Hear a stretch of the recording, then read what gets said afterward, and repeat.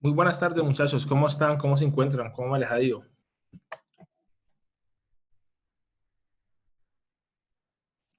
Bien, bien, bien. Bien. Bueno, muchachos, hoy vamos a hacer dos cosas. Vamos a trabajar dos cosas muy importantes que es para terminar como la metodología que tenemos nosotros, análisis, interpretación, ideación y terminar todo lo que tiene que ver con implementación.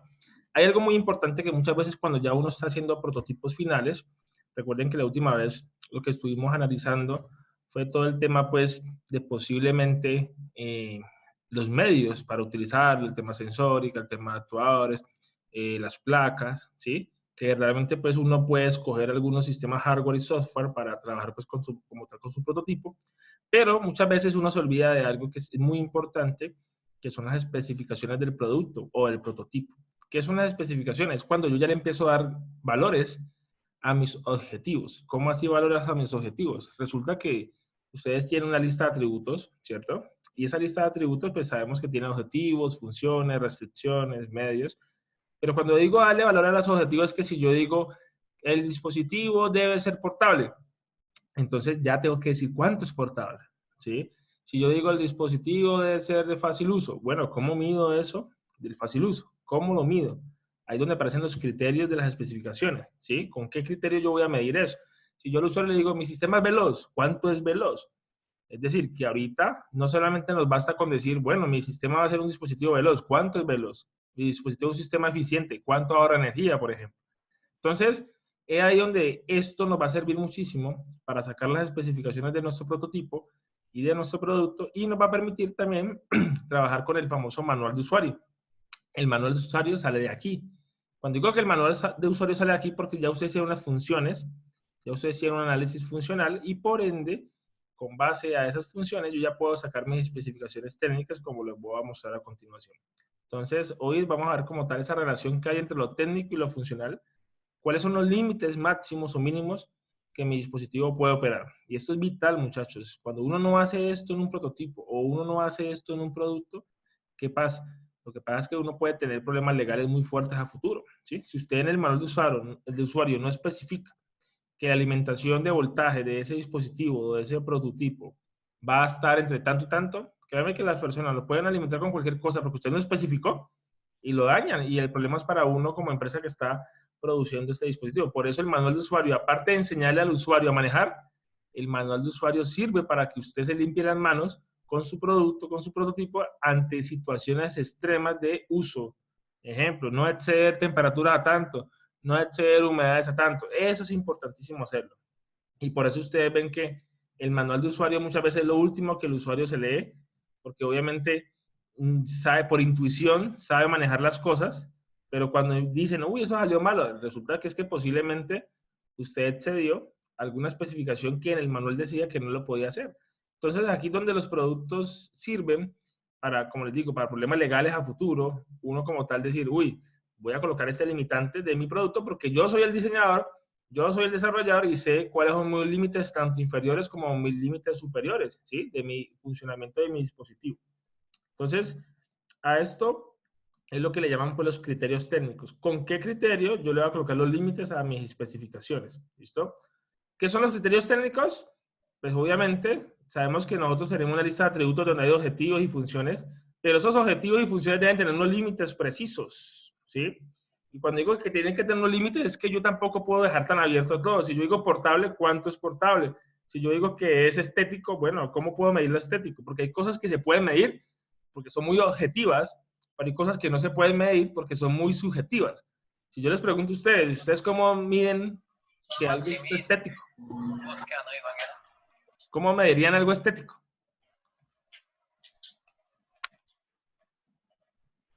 ¿Cómo podrían medir? Yo creo que por medio de encuestas, profe, Ahí son con cosas respecto, Preguntando. ajá, claro, son temas cualitativos, o sea, no hay una medida como tal, que 5 significa bonito, ¿no? Pues eso depende de la encuesta que uno haga o la retroalimentación que uno haga, pero no hay como tal un límite. ¿Qué ¿Listo? cosa? Hay cosas también muy subjetivas, como decir, por ejemplo, que sea de fácil uso. ¿Cómo mido algo que sea de fácil uso? No, también depende. Allí Depende, ¿cierto, lo que dice alguien Hurtado? que no. Depende porque es muy cualitativo, o sea, depende del nivel de educación que uno tenga, depende el nivel de experticia que uno tenga con el prototipo, depende de muchas cosas. Entonces miren que aquí ustedes van a encontrar con cosas que son subjetivas y otras que son más objetivas, que son fáciles de entender, fáciles de sacar una medida y que obviamente uno se puede como curar en salud. Si alguien dice, profe, nosotros vamos a utilizar nuestro prototipo final con un material, ¿sí? Que obviamente el material no puede ceder tanta temperatura. Ahí ya usted está colocando un criterio técnico. Ya usted está colocando una especificación, un límite, donde usted dice, no, ojo, si este producto a futuro se expone ante esas temperaturas, mi material de mi prototipo, chao, murió. Ahí es donde ya uno, como les digo, en el manual de usuario hay que registrar todos esos límites, tanto alimentación como voltaje, de cualquier dispositivo que ustedes necesiten hacer, para que verdaderamente no tengan problemas a futuro, ¿sí? Eso es importantísimo en el proceso, pues, de ya final de prototipado. Miren que aquí los criterios técnicos, como les decía, es una medida, ¿sí? Y obviamente, pues, esa medida tiene un valor. Normalmente debe ir acompañada de una medida y de un valor. Entonces, miren que acá hay una definición, pues, de un criterio técnico por una persona que es muy buena en el diseño, es un autor de varios libros de diseño, que se llama Ulrich, y él dice, la descripción precisa de lo que el producto tiene que hacer. ¿Eso qué es? Un criterio técnico. ¿Qué es la descripción precisa? ¿A qué límites va a funcionar? ¿Sí? Si yo voy a diseñar una cafetera, debo especificar a cuánto se alimenta la cafetera, porque obviamente, si lo dejo abierto, cualquier persona lo va a alimentar a cualquier valor. Entonces, siempre un criterio técnico tiene una medida, siempre un criterio técnico tiene un valor. Debe estar acompañado. Entonces, ¿cómo lo hacemos nosotros? Uno hace unos cuadritos muy sencillitos. ¿Sí? ¿Cómo los establecemos? Simplemente colocamos, por ejemplo, la función y obviamente la función va acompañada del objetivo, a cual hace como aclaración y luego ya sigue la especificación de lo que hace. Ejemplo, si aquí dice declaración de lo que el diseño debe cumplir o hacer, sabemos que la función es el verbo, la acción, ¿cierto? Sabemos que el objetivo es obviamente lo que él desea, lo que el usuario dice que debe, desea que tenga ese dispositivo. Y la especificación es como ya darle los valor numérico o el valor en algún tipo, pues, de valor de medida. Aquí yo les pongo un ejemplo. Si yo tengo una función que dice apoyar la posición de una persona sentada, miren que aparece el verbo apoyar, ¿cierto? Que es una función. ¿Y de dónde sacamos las funciones? Pues las funciones las sacamos de la famosa caja transparente, que tenemos todas las funciones de nuestro producto ahí. Entonces, supongamos que yo tengo una función que se llame calentar agua, como el de la cafetera, calentar agua. Entonces, voy a mirar qué objetivos hacen alusión a esa función de calentar qué agua. En este caso, como dice, apoyar la posición de una persona sentada. Entonces, yo tengo dos objetivos que van asociados a esa función. Pues que un objetivo es que sea de bajo peso y que sea ¿qué? Seguro. Pero cuando ya hablamos de la especificación, es porque ya le estoy dando valores a ¿qué? A ese objetivo. Si aquí yo digo que mi objetivo de mi sistema es que sea un sistema de bajo peso, pues yo aquí le coloco el peso debe ser inferior a ¿qué? A 400 ¿qué? Newtons, ¿cierto? Entonces, aquí ya, como les digo, todos los diseñadores nos limpiamos las manos porque ya estamos colocando nuestro límite. De ahí para allá, ¿qué pasa? ¿Excedió? Ah, no hay garantía, no se puede, porque aquí es donde los equipos obviamente ponen sus límites de funcionamiento. Que sea seguro. Ustedes dirán, uy, profe, ¿uno cómo mide seguridad? La seguridad uno la puede medir de muchas formas, ¿sí? Obviamente, cuando digo seguridad, puede Pero ir, también acorde a normas, ¿no, profe? con normas, Por exacto. ejemplo, que cumpla, por ejemplo, en la parte cuando usted dice que su producto es 100% contra el agua, es porque tiene protección en las casas solares IPS, yo no sé qué cuántos. Entonces, IPS, por el ¿no? tema pues de carcasa y todo Son eso, claro. verificados, pues. Claro, las normas apoyan mucho este proceso para que se den cuenta que el objetivo lo está cumpliendo bajo una normatividad, ¿cierto? La palabra seguro es una palabra que usted la puede medir de muchas formas. La puede medir en este caso, como el ejemplo tiene que ver con peso, ¿sí? Con apoyar la posición de una persona sentada.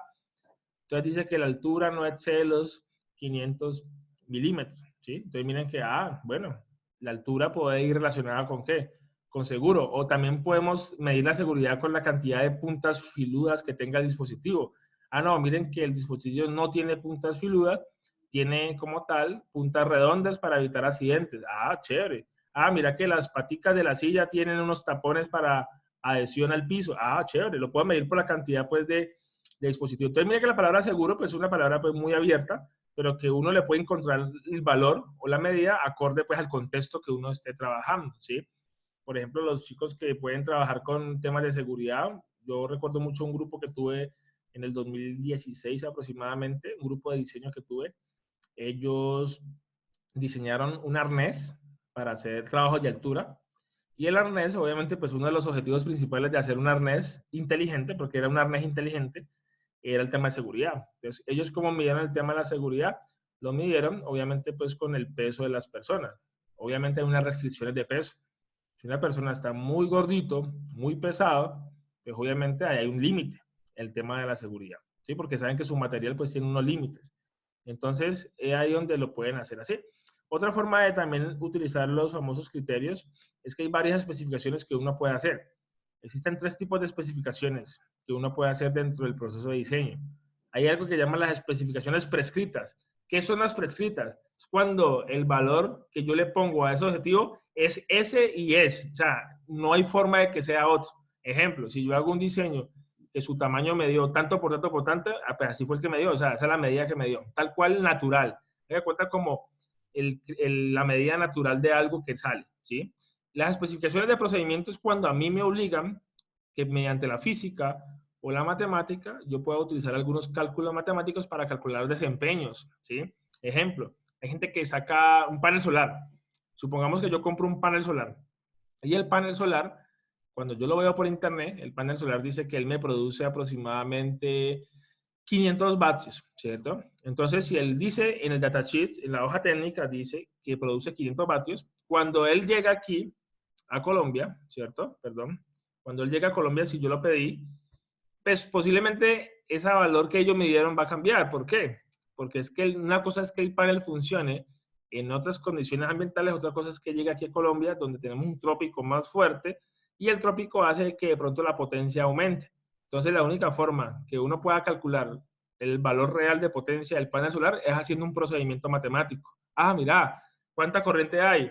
¿Cuánto voltaje hay? Ah, calculemos eso y calculemos la potencia real. Ahí yo ya no me puedo guiar por especificaciones prescritas. El fabricante me lo vende como una especificación prescrita. Vea, eso produce 500. Pero es que el fabricante se limpia de las manos porque él pone como tal un promedio. Porque él sabe que ese valor que él está prometiendo puede variar dependiendo de las condiciones ambientales que uno pueda implementar el panel. Entonces ahí es donde uno dice, ah, bueno, si quiero calcular la potencia real, me toca calcularlo mediante una fórmula. O sea, no es como que, uy, mira que aquí me dijeron que 500, no, mira que me dio 800, ah, salí ganando. Pero es porque las condiciones ambientales, ¿qué? Cambiando. Entonces, cuando a ustedes les toque calcular mediante alguna fórmula matemática o alguna fórmula física o algún equipo que me garantiza que estoy cumpliendo con esa norma, pues ya eso es una especificación de procedimiento. Ejemplo, en la universidad tenemos muchos laboratorios conforme a la cantidad de... Hay unos dinamómetros que lo que hace es ponerle peso a los objetos, ¿sí? Y para ver el material que tanto resiste. Y eso, la única forma de sacar ese valor es haciendo las pruebas. O lo mismo cuando los celulares, ¿se acuerdan de los Nokia? Los antes que duraban muchísimo esos Nokia, que llegaron los Nokia y los tiraban por túneles. Y boom, se azotaban. Pero obviamente cuando se azotaban tenían unos sistemas de medición para ver el impacto, la cantidad de impactos que podía recibir. Entonces, esos son procedimientos que muchas veces a uno le toca que hacer para poder sacar las especificaciones. Lo mismo, ¿ustedes creen que una marca de vehículos X, cuando saca un vehículo, será que ellos se atreven a decir, vea, este carro llega hasta ciento tantos kilómetros por hora? Ellos te ponen un límite inferior, un límite ¿qué? Superior, ¿cierto? Pero tú dices, uy, mira que este carro me está dando más. Y esto pasa mucho con las motos. La gente que es amante de las motos, ¿no han visto? Que las motos a veces, uy, no, mira que se me quedó. No me llega al valor máximo, me quedó como abajo. O hay gente que dice, uy, mira que me estoy pasando los límites. Eso es porque toca hacer el procedimiento para poder calcular el valor real. No es algo como prescrito. Algo prescrito es cuando yo digo, vea, le vendo ese celular. Pero yo sé que ese celular tiene las medidas que son y no van a cambiar. Son esas, ¿sí? Yo sé que los chips que tiene aquí adentro funcionan a otra temperatura. No va a cambiar porque son esas. Entonces, las prescritas es cuando son valores del diseño propio, son naturales, son la esencia natural de ese producto. Y los otros procedimientos cuando a uno le toca que estar cambiando o calculando constantemente, pues para poder definir como tal esos comportamientos que son muy aleatorios.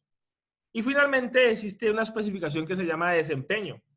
Desempeño es cuando uno, por ejemplo, ya pone a funcionar su equipo, su prototipo, y usted se da cuenta cuál es el valor máximo que él puede llegar. Ya usted está seguro de que siempre este dispositivo le va a dar este rendimiento. Entonces ya uno dice, lo vende, eso se vuelve como una especie de indicadores para vender. Ah, mira que mi dispositivo llega a velocidades de tanto. Listo, ya, ¿por qué? Porque lo probé.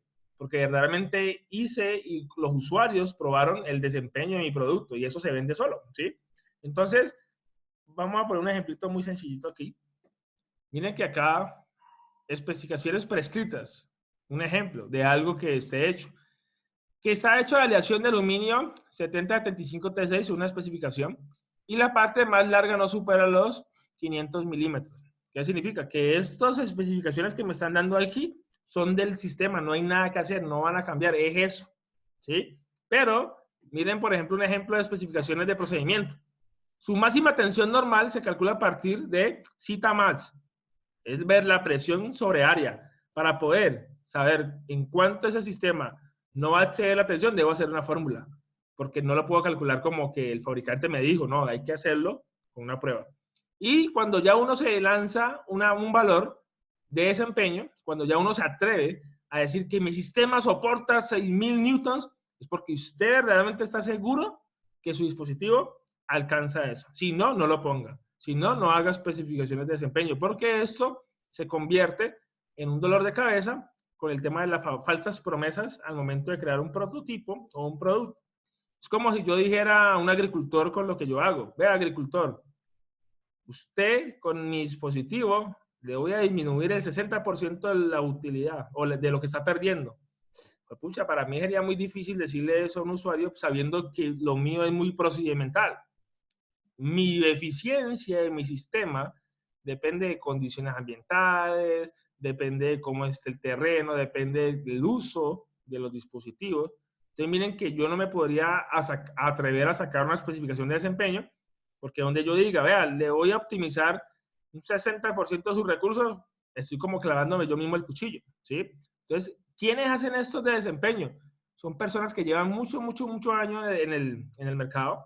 Y, por ejemplo, nosotros que llevamos 5 años en el mercado del agrícola, sí tenemos algunas cifras de desempeño, como cuáles, que con el dispositivo sí garantizamos un ahorro en el agua del 35% del consumo de riego. ¿Eso por qué lo decimos? Pues porque lo hemos hecho ya mucho tiempo y hemos hecho valores que oscilan entre 35 y 40%. Entonces uno lo que dice, digamos al usuario que 35 a la fija, porque yo sé que le voy a ahorrar el 35% del consumo de agua, ¿sí? Pero porque se hizo pruebas por mucho tiempo, ¿sí? Entonces, aquí tenemos las 3 formas de sacar especificaciones. Cuando uno apenas está empezando, obviamente, pues uno tiene sus criterios claros, ¿sí? ¿Cuáles son? ¿Cuáles son como los tamaños, las medidas? Eso no cambia, que son las famosas especificaciones prescritas. Pero obviamente a veces le toca a uno hacer especificaciones de procedimiento para poder calcularlo, ¿sí? Y finalmente, las marcas de carros a veces, por ejemplo, Ferrari se da el lujo de sacar muchas marcas de desempeño, Tesla, ¿sí? Que obviamente ellos ya tienen súper comprobado a qué niveles pues pueden llegar como tal. Ahora, profe, dime. Una pregunta. Por ejemplo, digamos que en los carros no es tanto, pero en la parte de la aviación hay, por ejemplo, unas fórmulas que es para calcular el rendimiento que se puede sacar de peso en un despegue, pero entonces eso depende de las condiciones atmosféricas. Pero los fabricantes tienen una especificación que dice que el avión despega con tantos kilos en una atmósfera internacional estándar. Entonces tienen tanto especificación de procedimiento como desempeño. O sea, sí, pueden tener las dos. Puede tener las dos, claro. En este caso, pues como es algo de aviación, depende mucho también de las condiciones. Hay de procedimiento y obviamente hay de desempeño. Ejemplo, un Airbus, ¿cierto? Yo sé el desempeño que tiene un avión de estos. Pero por más desempeño que tenga, por más turbinas que tenga, por más sistemas de control que tenga, muchas cosas se hacen procedimental ahí en línea, ¿sí? A través de mapas cartográficos, las torres de control mantienen calculando ciertas fórmulas, ¿no han visto? Que mantienen calculando ciertas situaciones. Y obviamente, pues, eso hace parte de las especificaciones del procedimiento. Listo, profe. Eso es un buen ejemplo que colocaste, es muy buen ejemplo, ¿sí?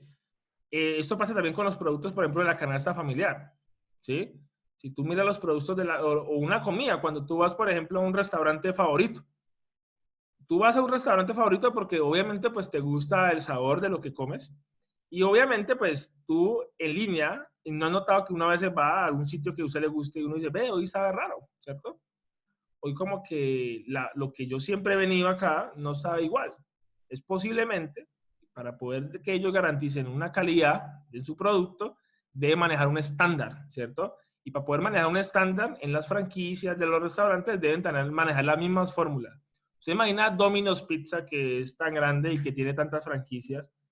Ustedes han visto que ellos tienen todo estandarizado, cuánta cantidad, todos los procedimientos estandarizados para garantizar que sus criterios que usted le va a entregar de calidad al usuario se mantengan, ¿qué? Iguales, ¿sí? Y hay un procedimiento. ¿Cuál es el procedimiento? No sé si los que han ido a Domino's han visto que a veces uno puede como chismosear cómo hacen la pizza y eso es todo procedimiento. Hay unas cartillas donde dice pues cómo armar la pizza mediana, la grande, cuánta cosa le echan, ¿sí? Y ya eso permite que haya un procedimiento y garantice que cumplan con el objetivo principal, que el producto sea ¿qué? Que sea rico, que sea bueno, ¿sí? Entonces miren que hay cosas que son de procedimiento, hay cosas que sí son muy inherentes. Ejemplo, para ellos el tema de la pizza, pues para ellos saben que la pizza mediana tiene un tamaño ¿qué? Específico, eso no va a cambiar, porque la mediana es de tanto por tanto, o tanto de diámetro. La mediana, la grande es tanto, ¿sí? ¿Cuántas porciones tiene la mediana? Tanto. Esas son especificaciones que sí o sí se cumplen, pero ya hay cosas de procedimiento que sí se necesitan hacer para poder cumplir con algunos de los objetivos que ellos tienen, ¿sí? Que es calcular. Miren ahorita con el tema, hace poco yo hice un domicilio de Domino's y a mí me dijeron por teléfono, Juan Manuel, no le garantizamos que su pizza llegue en 30 minutos. Entonces ya uno entiende que su objetivo de ellos principal es entregar las pizzas en el rango entre 0 y 30 minutos, pero con la situación que estamos actual, no se comprometen porque si no, no estarían cumpliendo con su especificación ¿qué? Técnica, ¿sí? Y por eso ellos dicen, ante la situación actual, nos podemos demorar un poco más, es decir, que no están cumpliendo con la promesa que ellos siempre han estado, pero es entendible porque hay unos procedimientos que hay que cumplir de bioseguridad para poder llegar a esa especificación, ¿sí? Entonces, es lo mismo cuando tú compras un computador, ¿cierto? Tú compras un computador. Entonces, denme un ejemplo de especificaciones prescritas de un computador cuando usted lo compra. El procesador, un Intel i5. Eso. Ahí dice El disco Intel, duro, la capacidad. disco duro, eso ya está. O sea, eso es natural del sistema, RAM, todo eso. Pues. ¿sí? ¿Y sí habrá cosas procedimentales? Sí, también, por ejemplo, para Sistema operativo, el sistema operativo. Muy bien. Hay porque cosas de ya dependería del usuario cuál quiere usar. Exacto. Ya depende del usuario que quiera hacer. Y además, hoy en día, el tema de los computadores permite que usted pueda mejorar el rendimiento, aumentarlo o disminuirlo, seleccionando la cantidad de núcleos que usted quiera que utilice el computador, ¿sí? Entonces, es como una opción de procedimiento. ¿Y qué especificaciones de desempeño le darían a uno garantizado pues, en un computador? Digamos que la máxima frecuencia reloj que da el Exacto. procesador. Profe, y en el caso, por ejemplo, de una batería en la cual el desempeño no es el mismo con respecto al tiempo, ¿cómo Claro, en el tema de la batería, y eso es lo que le pasa con los celulares, ellos te garantizan simplemente los miliamperios horas de carga, pero no te dan ciclo de vida, porque es que eso depende del uso que tú le des, ¿cierto? Ellos te dicen, la pila es de tanto miliamperio hora. Ah, bacano, porque tiene alta, o sea, puede durar mucho, pero ellos no te pueden decir, vea, eso le va a durar 3 días. ¿Por qué? Pues porque eso depende de qué, del consumo de cada persona. Entonces, en ese caso, es más de procedimiento de uno, ¿sí? Como tal, por eso yo lo dejan muy abierto. Si tú miras un celular, el nuevo Samsung tal, con 8000 mAh, uno dice, ah, bueno, tiene buena capacidad, pero es que usted puede consumir 8000 mAh si les da y le da y le da, le da a ese celular, ¿sí? Entonces, ellos cumplen simplemente con una especificación técnica que es de capacidad en miliamperios, ¿qué? Ahora, que la durabilidad, ahí sí ya depende de qué, del uso, ¿sí? Por eso pero uno, ¿Cómo? qué pena, uno de pronto en el material, uno puede como combinar la especificación prescrita con la de procedimiento. Por ejemplo, Sí. en un material de construcción que, no sé, una viga mide tanto, pero la dilatación del material es tanto. Entonces se podría mezclar. Porque una prescrita serían como los valores base, ¿no? Los valores iniciales del producto. pero el procedimiento ya depende de lo que tú lo hagas o la flexión que tenga, ¿cierto? Entonces, eso se basa mucho en los materiales, la mezcla entre prescrita y la procedimental. Sí se usa mucho. Es tanto sí que lo del panel solar que les conté ahorita, o sea, eso fue un caso que me pasó real. Yo decía, pues pucha, ¿será que ese panel está muy barato? Estaba muy barato, 500 vatios me producía. Y yo decía, bueno, súper bueno, 500 vatios para el costo que te lo estaba comprando súper bien. Entonces, eso es lo que me lo estaba vendiendo el cliente, ese es el criterio prescrito de ellos. Pero cuando miré el procedimiento real, salí ganado porque me produjo 800 vatios de más. O sea, prácticamente 300 vatios que no tenía contemplados que me llegaron a 800 y obviamente me mejoró la cantidad de corriente que produce, ¿cierto? ¿Pero era por qué? Pues porque mis condiciones ambientales eran totalmente diferentes de las condiciones de laboratorio que ellos normalmente sacan estas especificaciones. Y aquí yo les doy un consejo gigante y que yo normalmente lo practico mucho. Cuando ustedes vayan allá a hacer comercialización de su producto o su diseño, siempre trabajen con los límites que ustedes sean inferiores. Ejemplo, si yo sé que mi sistema, voy a hacer una moto eléctrica, supongamos, y yo sé que mi moto eléctrica me puede dar mucho más, pero trabajen menores valores. ¿Para qué? Para que usted nunca trabaje en el límite, ¿sí? Nunca trabaje con el límite. Supongamos que usted dice, le tengo el nuevo celular, pues, súper veloz. ¿Y cuánto? 3 gigahertz.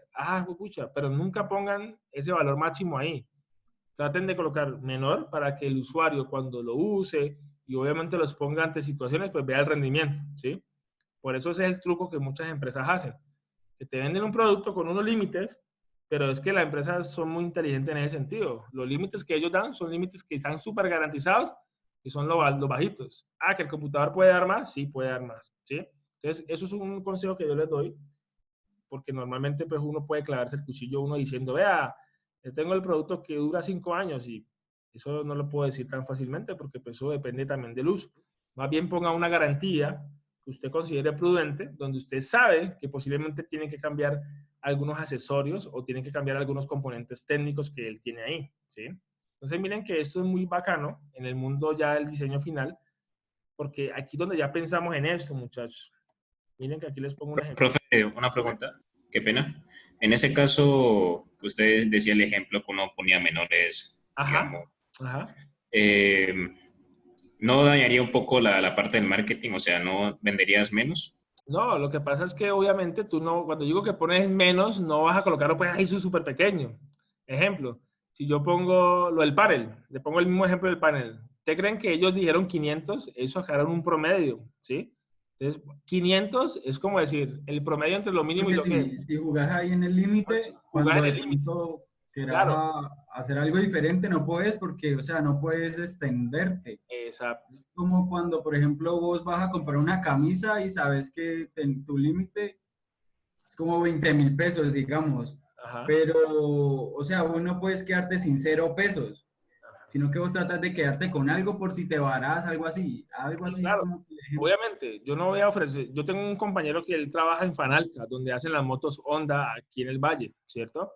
Y él me dice, cuando sacan las motos, por ejemplo, 110 centímetros cúbicos, o 120, o 125, ese valor que está ahí es un promedio del rendimiento. No es que verdaderamente, o sea, lo venden así para el tema de impuestos y ciertas cosas, pero no quiere decir que ese sea el máximo valor que puede llegar.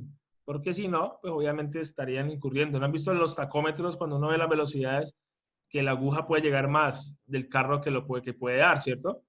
Es para evitar eso, para que realmente usted esté como jugando en un rango y obviamente pues usted no va a poner las mínimas especificaciones porque como dice el compañero que hizo la pregunta ahorita, pues obviamente va a perder cosas de mercado, ¿sí? Pero la gente cuando saca y ofrece un criterio que realmente va a cumplir, trabajan con promedios. Obviamente no va a colocar pues el valor mínimo, sino un promedio entre máximo y mínimo para poder ofrecerlo. Porque si no, el que trabaja a máximo valor se arriesga a que obviamente esté prometiendo cosas que no va a llegar, ¿sí? Entonces, ojo, listo, profe, gracias. Esto es muy importante. Por ejemplo, profe, aquí, dime. Digamos que otra cosa que he visto bastante como últimamente en las empresas es que hay funciones donde tienen que, como sea, sacar, pues, o sea, es o no es. Entonces, por ejemplo, con los dispositivos a prueba de agua. Ellos lo que hacen es limpiarse las manos diciendo que el dispositivo es a prueba de agua, pero que en caso de falla no lo cubre la garantía. Ajá, exacto. Es precisamente porque ellos saben cuáles son los componentes que son más fáciles de qué, que dañarse, ¿sí? Cuando usted compra un celular, ¿qué es lo que le dicen a usted que no tiene garantía? El golpe, ¿no? Al uso. El uso, es muy difícil. Entonces, que ya hubo un problema interno, pues eso está ahí en el manual de usuario, ¿sí? Pero entonces es donde ya depende del producto que uno tenga. Hay marcas muy reconocidas, como me acuerdo mucho Nokia, que era su bandera de venta. Ellos decían en Nokia, vea, usted puede tirar el celular. ¿A quién no le caía el celular en Nokia? Yo creo que ustedes tuvieron Nokia, ¿cierto? Y el A mi celular papá le cayó un tercer piso y seguía funcionando. seguía funcionando, es una belleza, porque esa era la promesa de valor de ellos, o sea, la resistencia de sus productos, ¿sí? Y obviamente estaban súper seguros porque si ustedes miran en YouTube, un día que tengan tiempito, coloquen testeo de celulares Nokia y muestran cómo los tiraban por túneles para que se azotaran y ver cuántos golpes podía resistir para probar el material, ¿sí? Y obviamente pues Nokia por eso se posicionó, antes de que llegaran pues los smartphones, Nokia estuvo pues siempre como top en el cuanto a celulares de uso masivo, ¿sí? Entonces, respondiendo a la pregunta a Samir, todo depende también del contexto y que tú quieras proteger, ¿sí? Porque imagínate donde los celulares dijeran, también respondemos por pantalla, ¿qué pasaría entonces con los ingresos ahí? ¿Sí me entiendes? Listo, profe. O sea, ya depende de lo verdaderamente lo que tú quieras como proteger. Yo, por ejemplo, la garantía que yo entrego en el tema de la agricultura es que si las personas, obviamente, no le hacen un mantenimiento al panel solar, ¿qué va a pasar? La producción energética no va a ser igual. ¿Quién va a creer que una capa de polvo encima de un panel solar hace que se pierda la qué? La eficiencia. Entonces, a veces me ha pasado, me llaman, Juan Manuel, no me registró datos hoy el sistema. Y cuando yo miro, como yo me puedo conectar de acá, desde el computador, y ellos lo conectan pues al computador de allá, para poder pues hacer una conexión remota, cuando yo miro, todo está bien en el componente electrónico. Y cuando miramos la foto yo digo, tomarle una foto al panel, eso está lleno de una costra pues de polvo. Entonces hay cosas que, como esas que yo les digo, ahí el problema no es el sistema, el problema es que usted no le hace un buen ¿qué? Un buen mantenimiento, ¿sí? Y eso es algo que nosotros desde el principio, cuando lo ofrecemos, nosotros no vamos a estar yendo al campo para coger un trapito y estarlo limpiando. Eso hace parte de ¿qué? De sus labores, porque me costaría más ir al campo para coger un trapo y limpiar que ellos lo hagan, ¿sí? Entonces, que las cosas que nosotros generamos garantía es en el tema del hardware. Que no mandó los mensajes, que la antena se cayó, cosas como esas sí tiene garantía porque puede pasar, pero ya cosas como tal, de más que todo de uso, de aseo, eso no tiene nada que hacer uno ahí, ¿sí? Entonces es muy complicado. Miren acá, por ejemplo, supongamos que quiero diseñar este taladro, ¿cierto? Y esos objetivos salen pues de su árbol de objetivos. Por eso miren que todo se conecta. Miren que todo lo que nosotros hemos visto se conecta, se conecta, se conecta, se conecta. Y supongamos que en esa lista de atributos y en ese árbol de objetivos, los objetivos más importantes fueron pues que sea rápido, que sea potente, que sea económica, ¿sí? Que sea fácil de manejar, que sea duradera, liviana, ¿sí? Esos son como tal los conceptos que yo necesito pues validar. Pero entonces yo quiero darle medidas a esto, ¿sí? Le quiero dar medidas a esto. ¿Cómo le damos medidas a esto? Miren acá. Una forma de uno darle medidas a los objetivos, simplemente coloca su objetivo aquí, muy parecido a lo que hicimos ahorita, y acá al ladito le pongo pues ya su criterio técnico, su especificación técnica, ¿listo? Por ejemplo, del taladro, que sea rápido. Entonces, para mí, ¿qué es que sea rápido? Para mí, en este producto yo quiero que la rapidez vaya asociada a la velocidad pico de clavado, un clavo por segundo. Voy a garantizar eso. Y para poder garantizar que un clavo por segundo, significa que yo tengo que tener un sistema que me cumpla eso.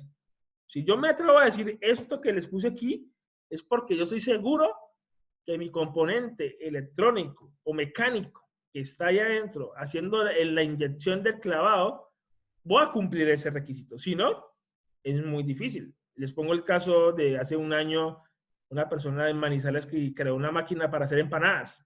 Y ella dijo, esta máquina me permite crear 1000 empanadas en un minuto. Imagínense. ¿Usted cree que esa persona para decir esa cifra qué tuvo que haber hecho? ¿Qué creen ustedes? Las 1000 empanadas en el minuto. Ajá. ¿Qué tuvo que haber hecho? ¿Qué creen que para poder lanzar esa cifra? Pues empezar a ensayar cuántas empanadas le iban saliendo hasta que dio la Claro, cifra en promedio. para ver si su máquina que hacía el moldeado de las empanadas, porque era una máquina, la mostraban por televisión, era una máquina troqueladora, una troqueladora que y crea las empanadas crudas, ¿cierto? Pero lo que hacía era pin, pin, pin, hacer como el molde, así como cuando uno lo hace manual, ¡tam! Era la máquina que era una troqueladora. Para poder hacer eso es porque su sistema cumple con sus especificaciones técnicas, perdón, para hacer un clavado por segundo, ¿sí? Ahora, que sea rápida también lo asocian a la velocidad promedio. Pueden sacar una velocidad promedio, en este caso, 12 clavados por minuto, aproximadamente. Y máximo retardo del disparador. Eso también va muy asociado con velocidad, así que sea rápido. El disparador es cuando uno presiona el taladro. Ese retardo que hay entre que usted presiona el taladro y lo que hace, eso también es importante. Por ejemplo, hay una marca muy famosa de taladro que llaman Flux, taladro Flux. Esos taladros Flux o los Stanley, que son buenas marcas a nivel pues, de cajas de herramientas, esos taladros con que usted no son súper sensibles, con que usted ya nomás le hace así, ya empieza a hacer el taladrado. Pero han visto que hay otras máquinas que usted tiene que prácticamente coger el disparador y presionar lo que todo para poder de que él empiece a inyectar la cantidad de energía. Para garantizar eso, también debo tener un medio o un componente pues electrónico que verdaderamente cumpla con esa especificación. Si no, no lo hago, no lo prometo, no hago nada, porque es preferible no colocar algo que sea falso a algo que realmente usted a futuro vaya a tener problemas legales y todo el cuento. Cuando sea potente, miren que si yo, supongamos que quiero hacer este taladro y yo quiero cumplir con este objetivo que sea potente, ya no es decir como por decir como lo hacíamos al principio, vamos a sacar nuestros objetivos del proyecto, no. ¿Qué significa potente? ¿Cómo podemos garantizar una medida a eso? Es que yo quiero que la energía de clavado, es decir, la cantidad de energía que se imprime, sea menor a 40 joules. Y para poder hacer eso es porque mi componente que hace el clavado, pues hace eso, ¿sí? Y cumple con esa, ¿qué? Especificación. La fuerza de clavado puede ser hasta 2000, ¿qué? Newtons, ¿listo? Ahí ya, eso me lo dan los medios. Ejemplo, si alguien está midiendo temperatura o está midiendo pH de los lagos, como el proyecto que está acá de Johan, pues Johan va a tener unas especificaciones de rango de medición. Él posiblemente se va a conseguir un sensor o lo va a averiguar y ese sensor le va a decir, vea, Johan, solamente podemos medir de entre 0 grados a 60 grados. O solamente ese sensor mide de 30 a 50.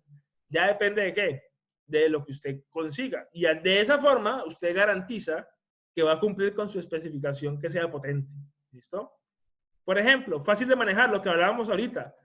Esto es algo muy subjetivo, ¿cierto? Porque a mí me dicen, ¿usted cómo se siente más cómodo con un taladro pesado o con el taladro liviano? Y yo, en este caso, lo fácil de manejar lo podría asociar a la masa. ¿Por qué? Porque yo a trabajar con un taladro, para aquí me queda más fácil la manualidad del taladro si es de menor a 4, ¿qué? Kilogramos. ¿Usted imagina un taladro de más peso? ¿Qué significa si usted está en alturas? Pues va a ser más difícil de qué? De manejar, ¿sí? Entonces miren que depende del contexto. Ustedes dirán, profe, mira que aquí estamos asociando fácil de manejar con la masa. Sí, pero porque es una herramienta de trabajo. Pero supongamos que alguien está trabajando con una aplicación móvil. Ahí ya, yo no voy a decir de que si esto pesa menos voy a aprender a manejarlo. No, ahí ya es diferente. Normalmente cuando estamos hablando de plataformas móviles o plataformas de aplicativos, ahí el tema de fácil de manejar se califica con el tema de la usabilidad. ¿Sí? ¿Y qué es la usabilidad? La cantidad de clips que una persona va a dar en una aplicación. Entre menos cantidad de clips haya en la aplicación, las personas obviamente van a tener un mejor uso, ¿sí? Más intuitivo al momento de conseguir las cosas dentro de una plataforma. Entonces miren que depende del contexto, ¿sí? Lo mismo, si yo les pregunto a ustedes cuando compran un producto, no sé, un dron, ¿sí? Para ustedes, ¿cómo evaluarían el criterio o el objetivo de fácil manejar? ¿Cómo lo medirían? Si vamos a construir un dron, por ejemplo.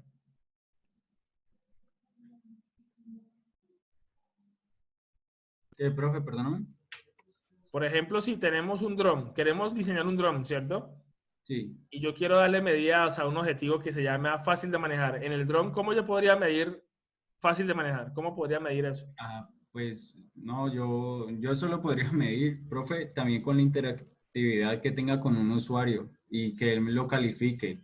Por ejemplo, a mí me puede parecer muy difícil, o muy fácil, por ejemplo, pero una persona un poco mayor, adulta, de pronto complicárselas. Entonces también varía, aunque yo creo que ahí uno debería de colocar de pronto un rango como fácil de manejar, tendría como un criterio en el cual sería la edad o algo así, ¿o qué?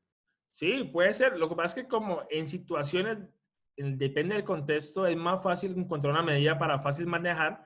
En el caso del dron, pues puede ser por encuesta de satisfacción, puede ser por rango de edad. No es lo mismo para un joven que para un adulto, como tú dices. Uno puede desglosar o segmentar como tal la encuesta.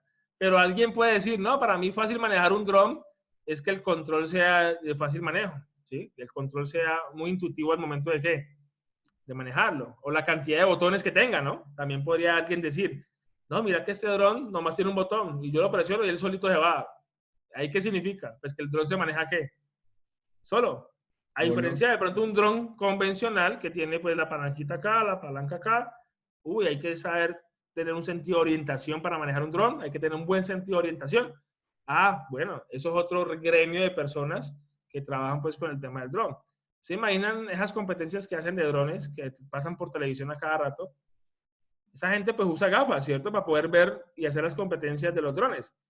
Esas gafas sirven de apoyo para poder tener una mejor maniobrabilidad del dispositivo, una buena maniobra de ese dispositivo, y eso, todo eso se va juntando y hace pues que el concepto de fácil de manejar se pueda cuantificar. Pero es de las cosas complejas, ¿sí? Es de las cosas complejas que verdaderamente uno puede medir. En este caso, como es un taladro, es muy fácil, porque miren que es fácil de manejar, lo asocian a la masa, ¿sí? Si es un taladro liviano, pues es más fácil de qué, de cargar, de manejar, más liviano, etc. Entonces miren que aquí lo asocian a eso. El objetivo que sea duradero también es de los difíciles de encontrar. Son objetivos difíciles de uno decir, duradero es esto. Pero en los productos se está usando hoy en día muchísimo el tema del tiempo de vida. El tiempo de vida de un producto, de un prototipo, va ligado a lo duradero. Normalmente, para uno decir que mi tiempo de vida va a durar mayor a qué, a 5 años, que mi dispositivo va a durar 3 años, es porque hacen una suma. ¿Y cómo se calcula el tiempo de vida de un producto o de un prototipo? Se calcula con la sumatoria del tiempo de vida individual de cada componente, ¿sí? ¿Y qué me da el tiempo de vida individual de cada componente? El fabricante o el proveedor que te está dando pues el componente. Normalmente, si uno compra, por ejemplo, en China un componente X, él viene en el datasheet, más o menos la cantidad de usos que uno pueda tener. Y usted suma todo eso de su prototipo y más o menos le da como un indicio de cuánto puede llegar a durar totalmente su qué, su producto. Es una sumatoria individual de cada uno de los qué, de los componentes. Obviamente uno se va volviendo mucho mejor en esa cifra cuando ya tú haces muchos proyectos. Ya tú te tienes como una destreza de calcular, ah, mira, estoy usando plástico. Ah, mira, estoy usando acrílico. Yo ya sé más o menos cuánto puede llegar a durar qué, el acrílico. ¿Sí? Entonces, todo eso depende del proveedor o de los componentes que ustedes tengan individuales dentro de su prototipo o producto. Que sea liviano, pues la palabra liviano también lo puedo asociar a la masa. Como estamos hablando de un taladro, también lo puedo asociar a la masa. Y que sea económico, pues obviamente es un objetivo que está casi en todos los proyectos. Pues ahí ya uno puede lanzar un precio, pero no decir uno solo, dar un rango, dependiendo de la competencia y dependiendo más o menos no salirse de ese rango para poder competir, ¿no? Entonces, aquí uno no puede arriesgarse todavía. Más adelante que vamos a ver algo que llama BOM, sí, pero por ahora no nos podemos arriesgar a decir, vea, económico es tanto, ¿no? Porque pues tenemos que mirar cuánto le vamos a ganar al producto, ¿no?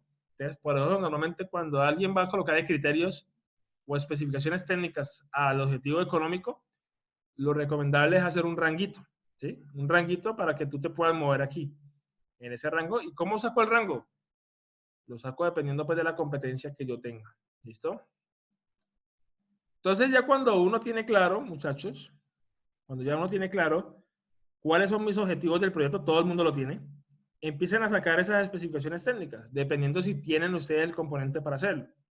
Si alguien dice que sea confiable, pues miren aquí, la confiabilidad se puede medir también por tiempo de vida, ¿sí? Cuánto puede durar encendido, el consumo, etcétera. Entonces, esto es algo que tenemos que hacer porque cuando ya uno tiene esta tablita hecha, de aquí es muy fácil pasar al manual de ¿qué? Al manual de usuario. Porque luego yo digo, vea, el dispositivo no puede excederse tanto. Ya uno empieza a colocar sus límites. Y esos límites son importantísimos para poder generar y curarse en salud posteriormente. ¿Listo? Cuando ya uno tiene las especificaciones técnicas hechas, viene un análisis muy importante ya del producto. Ya sé que ustedes tienen una famosa caja transparente de funciones, pero también es muy importante que ustedes generen su famoso árbol de funciones y medios, ahí donde colocan los diferentes medios. Pero ahorita, con todos los medios que tenemos dentro del árbol de funciones y medios, vamos a escoger cuál es el diseño final. Y para poder escoger el diseño final en cuanto a componentes, se debe hacer un análisis morfológico. ¿Qué es un análisis morfológico? Como su nombre lo dice, morfo. ¿Y qué significa morfo? La forma que final que su dispositivo va a tener, la apariencia final de su dispositivo. Ejemplo, si yo sé que voy a utilizar, por ejemplo, no sé, una Raspberry Pi, ¿cierto? Entonces yo digo, voy a usar esta Raspberry Pi. Ya de por sí, yo sé que posiblemente la forma de abajo va a ser ¿de qué forma? Rectangular, ¿cierto? Porque mi placa es ¿qué? Rectangular. Rectangular. Pero alguien dice, no, profe, ahorita que hay tanto mosquito y zancudo, entonces yo mantengo con esa raqueta de matar los zancudos. Entonces, yo digo, esta raqueta, ¿por qué tiene esa forma? Este producto que venden en la calle. Pues porque él quiere abarcar la cantidad pues, de espacio y lo hicieron en forma de raqueta para que sea de fácil, ¿qué? De fácil uso. ¿Y por qué este mango así? ¿Por qué tiene este mango así? Pues porque obviamente yo necesito agarrar y estar haciendo todo este movimiento, ¿sí? Lo mismo cuando usted ve, por ejemplo, ¿por qué los audífonos tienen esa forma? Entonces uno dice, pues claro, porque es que el parlante, ¿qué forma tiene? Hacia adentro. Circular. Claro, entonces uno dice, pues ya se los pone y esa es la forma. Miren que todo tiene un porqué. Que ¿por qué la calculadora es así? Pues obviamente porque la tarjeta electrónica tiene esa ¿qué? Esta forma. ¿Sí? Y porque el teclado va aquí y porque las teclas van acá, entonces tiene esta forma. Entonces miren que es muy importante que en ese análisis morfológico encontremos cuáles son como esos tipos de apariencias normalmente que se utilizan en los productos. Y segundo, cómo escoger dentro de muchos elementos que posiblemente hagan la misma función, cuál es el que voy a definir. Y ahí ya uno ya escoge como tal esa forma final. Que eso es algo que muchas veces los ingenieros fracasamos mucho. Porque nos preocupamos para que las cosas funcionen. Profe, ya me funcionó, ya me mide temperatura, profe, ya me mide humedad. Y yo digo, y bueno, ¿y eso dónde va a ir guardado? ¿Qué apariencia va a tener? ¿Cómo usted va a interconectar cada uno de los bloques que usted diseñó? Profe, ahí es donde empiezan a hacer las famosas cajas. Todo el mundo, yo no sé por qué piensa en cajas. ¿Sí? Es chistoso, como que esa es la solución final. Profe, tengo mi circuito aquí. Un momentico. Profe, tengo mi circuito aquí. Entonces yo le digo, ¿y qué? ¿Y eso lo va a mostrar al usuario así? Y me dicen, no. Y ahí le qué hacen al final. Cogen eso y lo meten en una ¿qué? En una caja. Yo no sé por qué siempre las apariencias finales tienen que ser una berraca caja. No, pues mire, haga una apariencia bien chévere dependiendo de la forma que usted tenga, ¿sí? Por eso ustedes ven que un control remoto X tiene esta forma. ¿Por qué? Pues porque su tarjeta electrónica, ¿cómo es? De esta forma, ¿sí? ¿Por qué tiene un huequito aquí? Pues porque ahí está un elemento importante que es ¿quién? El infrarrojo. Entonces, siempre esas cosas tenemos que preguntárnoslo. ¿Cuál va a ser la forma que va a tener nuestro dispositivo? Entonces, para eso vamos a ver dos cosas. ¿Cuáles son los dos tipos de apariencias que normalmente los productos tienden a usarse? Y finalmente, ¿cómo hago como un híbrido de componentes para llegar como tal a mi solución ya definitiva? Entonces, como dice aquí, pues, ¿qué es un análisis morfológico? las partes que lo componen, la apariencia final, ¿sí? Y por ende, pues aquí donde aparece alguna palabra muy interesante que llama la arquitectura de los productos. ¿Qué es la arquitectura de los productos? Bueno, yo sé que muchos de ustedes tienen módulos electrónicos, muchos de ustedes tienen módulos mecánicos, muchos de ustedes posiblemente tienen una función a nivel pues ya hidráulico, etcétera. Pero lo que yo quiero mostrarles aquí es que los productos o los prototipos se dividen en dos. Se dividen en arquitecturas modulares y se dividen en arquitecturas integrales. ¿Qué es eso? Resulta que uno puede crear productos finales ya, que todos sus elementos sean modulares. ¿Y qué significa modulares? Que yo los puedo quitar y obviamente pues no me van a afectar todo el funcionamiento de ¿qué? Del sistema. Ejemplo, si yo quiero diseñar un tráiler y si yo lo quiero hacer con una arquitectura modular, es porque cada uno de los componentes que ustedes ven aquí, ¿sí? Cada uno de los elementos que ustedes ven aquí, tiene una sola ¿qué? Función. Ejemplo, la caja. ¿Qué hace la caja en el tráiler? Pues proteger ¿qué? La carga. El enganche, velo aquí. Esa parte. ¿Qué hace? Conectar a otro ¿qué? A otro vehículo. ¿Qué hace el frente aerodinámico? Minimizar la resistencia de ¿qué? Del aire. ¿Qué hace la cama? Transportar la carga. ¿Qué hacen los muelles? Amortiguar la estructura. ¿Qué hacen las ruedas? Transferir la energía pues a la carretera, la carga. Entonces miren que aquí, cuando un sistema es modular, es porque todos sus bloques funcionales y sus elementos están por separado. Lo que hacen es simplemente integrarse para poder hacer una función. Un vehículo vendría siendo modular o totalmente integrado. Integrado, ¿no? ¿Integrado por qué? No, modular. Modular. Ah, modular, pero Un vehículo es totalmente modular. Lo que pasa es que la única parte que tiene integrada es la computadora, nada más. computadoras. Todo es modular. Todo es modular. Las llantas. Se dañó una llanta, yo la puedo ¿qué? Sacar. ¿Pero se dañó todo el carro? No. Pero posiblemente sí afecta a uno de los funcionamientos principales, que es moverse. Ejemplo, se me dañó un retrovisor. ¿Será que me va a afectar el andar en el vehículo? Ah, pues de pronto me multan, ¿sí? Pero no me va a frenar el motor. Ah, que se me dañó el motor. Ah, bueno, ahí sí ya me está afectando mi función, ¿qué? Principal. Entonces, cuando hablamos de algo modular, es porque existen elementos o componentes que hacen una única, ¿qué? Función, ¿sí? Esa es la forma de identificarlos. Cuando usted ve que en su equipo, o en su diseño, o en su prototipo, ese elemento que usted escogió solamente hace esa función. Y que el conjunto de todos esos modulitos, como les mostré acá, pues me forman un ¿qué? Un producto o un prototipo. ¿Pero qué es algo integral? Miren que voy a poner el mismo ejemplo del tráiler. Cuando hablamos de una arquitectura del producto apariencia física integral, es porque los elementos que componen este diseño hacen más de una función. Ejemplo, miren acá la trompa. La trompa de ese tráiler, a diferencia del otro tráiler, es diferente porque esa trompa se puede quitar. Aquí está integrada ¿a qué? A la tráiler, a la carcasa. Entonces miren que la trompa, ¿qué es lo que hace? Me permite conectar al vehículo. La trompa me minimiza la resistencia del aire y me transporta ¿qué?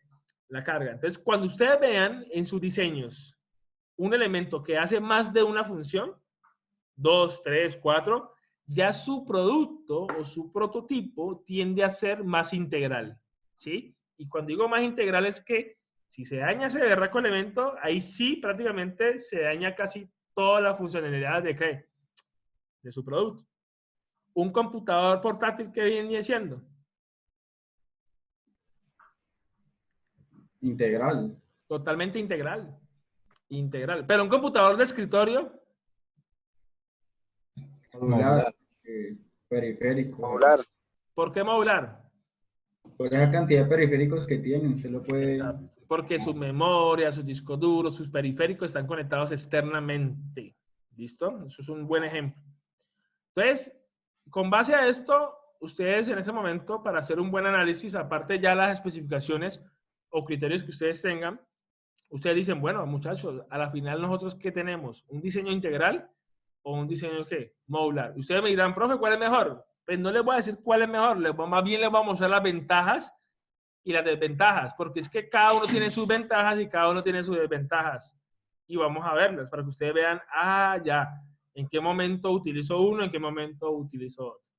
Me atrevo a decir rápidamente, cuando uno usa diseño integral es porque usted está haciendo productos de consumo masivo, ¿sí? Productos que prácticamente si se dañan se pueden volver a ¿qué? A comprar. Usted daña su celular y compra ¿qué? Compra otro. Que hay gente que pues sí, quiere arreglar y todo el cuento. En cambio, si usted usa un vehículo, usted imagina carros que vengan totalmente integrales, ¿será que la gente se va a dar el lujo de estar cambiando carro? No. Desechables. Muy difícil. Más bien dijeron, no, los carros deben ser un sistema modular porque muchas de sus piezas son piezas de desgaste, son piezas que están en constante consumo y hay que cambiar y son costosos, ¿sí? Entonces miren que unas por otras, dependiendo pues lo que uno necesite. Entonces vamos a ver las ventajas. Pero antes de eso quiero mostrar unos ejemplitos pues de diseños integrales y diseños modulares. En este caso, tenemos diseño integral, el famoso cuchillito de las casas, que su mango viene totalmente integral a la cuchilla, ¿sí? Ustedes dirán, no, profe, hay cuchillos también que vienen modulares. Claro, he visto cuchillos que vienen en el mango y se les puede colocar, ¿qué? La cuchilla. ¿Han visto? ¿La qué? ¿Han visto? ¿Casa? Pero hay unos que vienen totalmente ¿qué? Integrales. Si se dañó la cuchilla, pues se daña todo. Si dañó el mango, pues no puedo usar la cuchilla porque queda muy peligroso usarlo, ¿sí? En cambio, por ejemplo, acá, miren esta famosa navaja suiza. Ahí sí hay una gran ¿qué? Diferencia. Johnny, pregunta. Profe, una pregunta. ¿Se escucha muy bajito? En el futuro, ¿puede que los carros sean integrales? Siempre y cuando los costos bajen. Las cosas que son integrales es porque sus costos de producción son bajitos, ¿sí? Pueden que bajen, pero créanme que ya la industria automotriz tiende a ser más modular que otra cosa.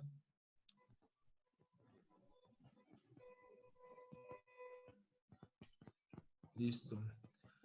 Miren acá, ¿por qué esta navaja suiza es modular? Que no necesariamente si se daña una parte se daña toda la funcionalidad del producto. Exactamente, muy bien. Si se daña el alicate, pues yo no voy a botar la navaja. Utilizo las otras funciones que tiene, ¿cierto? Profe, pero por ejemplo en el computador portátil a uno se le puede dañar la pantalla, pero puede conectarlo por aquí a otra.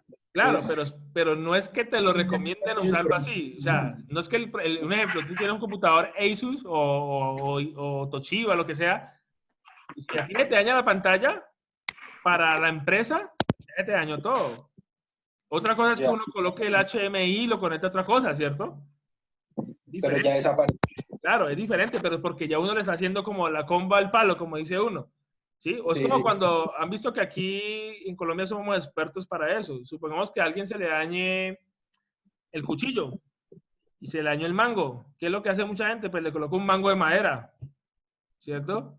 Y el cuchillo otra vez vuelve a cobrar vida. Pero no es que el fabricante me esté diciendo a mí, vea Juan Manuel, póngale un mango de madera. No, para ellos ya se dañó. ¿Sí? Para ellos ya se dañó. Ya es más que todo la recursividad, es diferente. Porque el computador portátil sí o sí es integral. Todo está integrado. ¿Sí? Todo está integrado en una sola estructura. Y hay muchos componentes que hacen varias funciones a la vez. ¿Sí? Entonces, ahí es más complicado. Como te digo, es muy diferente la recursividad que uno le puede hacer a las cosas para volverlos pues más modulares. O a alguien se le daña, por ejemplo, algo y lo vuelve mesa. O a alguien se le daña algo. O la gente que se le daña un jean y lo vuelve mochos, como se dice, ¿no? Sí. Pero eso no es que la empresa le diga a usted, vea, una marca de jean, Diesel, le diga a usted, vea, córtelo para que le vuelva mochos. No, para ellos ya se dañó. ¿Sí? Listo, bro. Sino que eso es más que todo la reutilización de uno. Aquí en Colombia somos expertos en eso. O sea, aquí en Colombia somos expertos en la reutilización de algo. ¿Sí? Acá tengo otro ejemplito. Por ejemplo, un atornillador. El atornillador clásico, como este amarillito que está acá. Ese totalmente ¿qué es? Integral. Porque todo está acoplado a una misma pieza, ¿cierto? Pero este que está aquí es totalmente, ¿qué? Modular. ¿Por qué es modular este?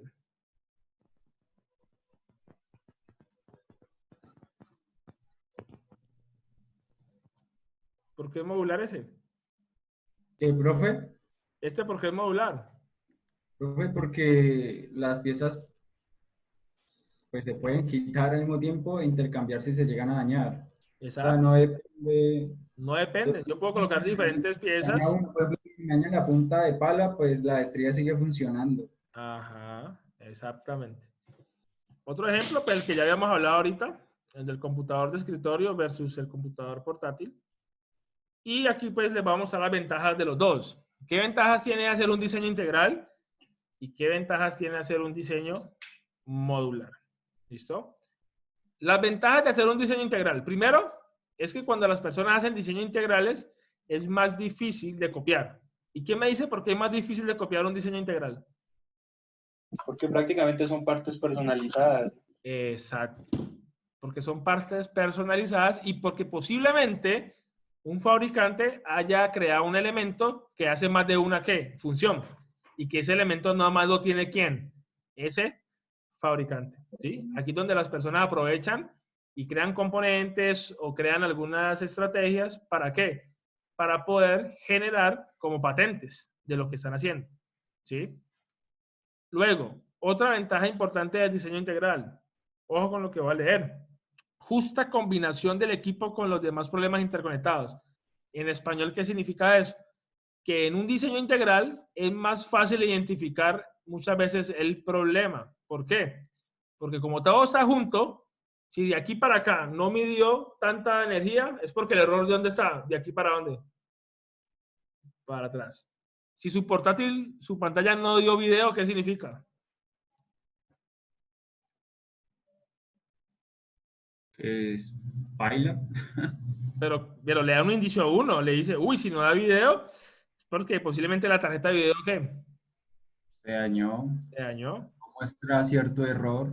A diferencia de un sistema modular, porque es que un sistema modular, por ejemplo, usted lleva un carro a un taller y como tiene tantas piecitas, él le más o menos le da un indicio de dónde puede ser. Pero no han visto que siempre lo modular, cuando se daña algo, aparecen más chicharrones.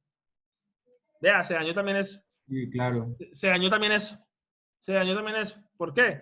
Porque lo integral, cuando se dañe algo, ahí para acá, de ahí para acá, todo está malo.